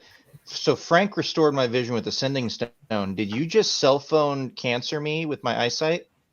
No. I don't know. It seems like it did. Like the radio waves fucked up because it's always up here. Is that what you did to me? I feel like calm down. yeah. Oh, man. Say half calm down. Yeah. Hang on a second. Wait a minute. Did you just cell phone tumor me? Friend walks over to where the For those, yeah.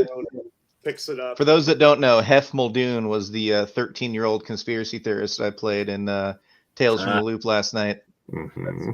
Fantastic. He really knows what's going on. That's our session. Thank you guys so much for watching. We've got some amazing stuff coming up this evening. We've got Aliens RPG. We've got a live murder mystery starting here in about 30 minutes. So we're going to try to wrap up so people can get into costume, be ready to hang out and hopefully solve a murder. And then we've got some Tales from the Loop and some late night Jackbox still to come. It has been a wonderful day so far. We are over the halfway point right now, and we are just about to the halfway point on our fundraising. We're up to $9,200. Holy moly. Let Children Specialty Healthcare. So thank you so much. If you like what you saw, drop a time in the bucket. We wouldn't mind any bit of donation, and please share. It makes a huge difference. $7 average for every share that you're making on social media. It may not be you making that donation, but it might be friend, family member, foe. We're not sure, but going on. Also, head over to twitch.tv/Dave Wonder, where he's doing my brother doing a 27-hour stream. And he's had some people doing some like really kind of shitty prank stuff that is really kind of taking away from the fun. So if you can drop a little bit extra donation, they're basically like doxing with like sending food, like, and having like to his former addresses, which doesn't make any sense. So it's really outside of the kind of spirit of all this. So if you could make a donation, drop over there, just drop by, say hi.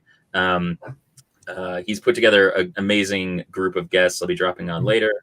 I'm not one of those amazing guests, but he has wrestlers that have been on TV and people that do kind of some of the most amazing customs in terms of action figures and casting in the industry. So stop by Lady Christie, twitch.tv/Lady Christie for the murder mystery.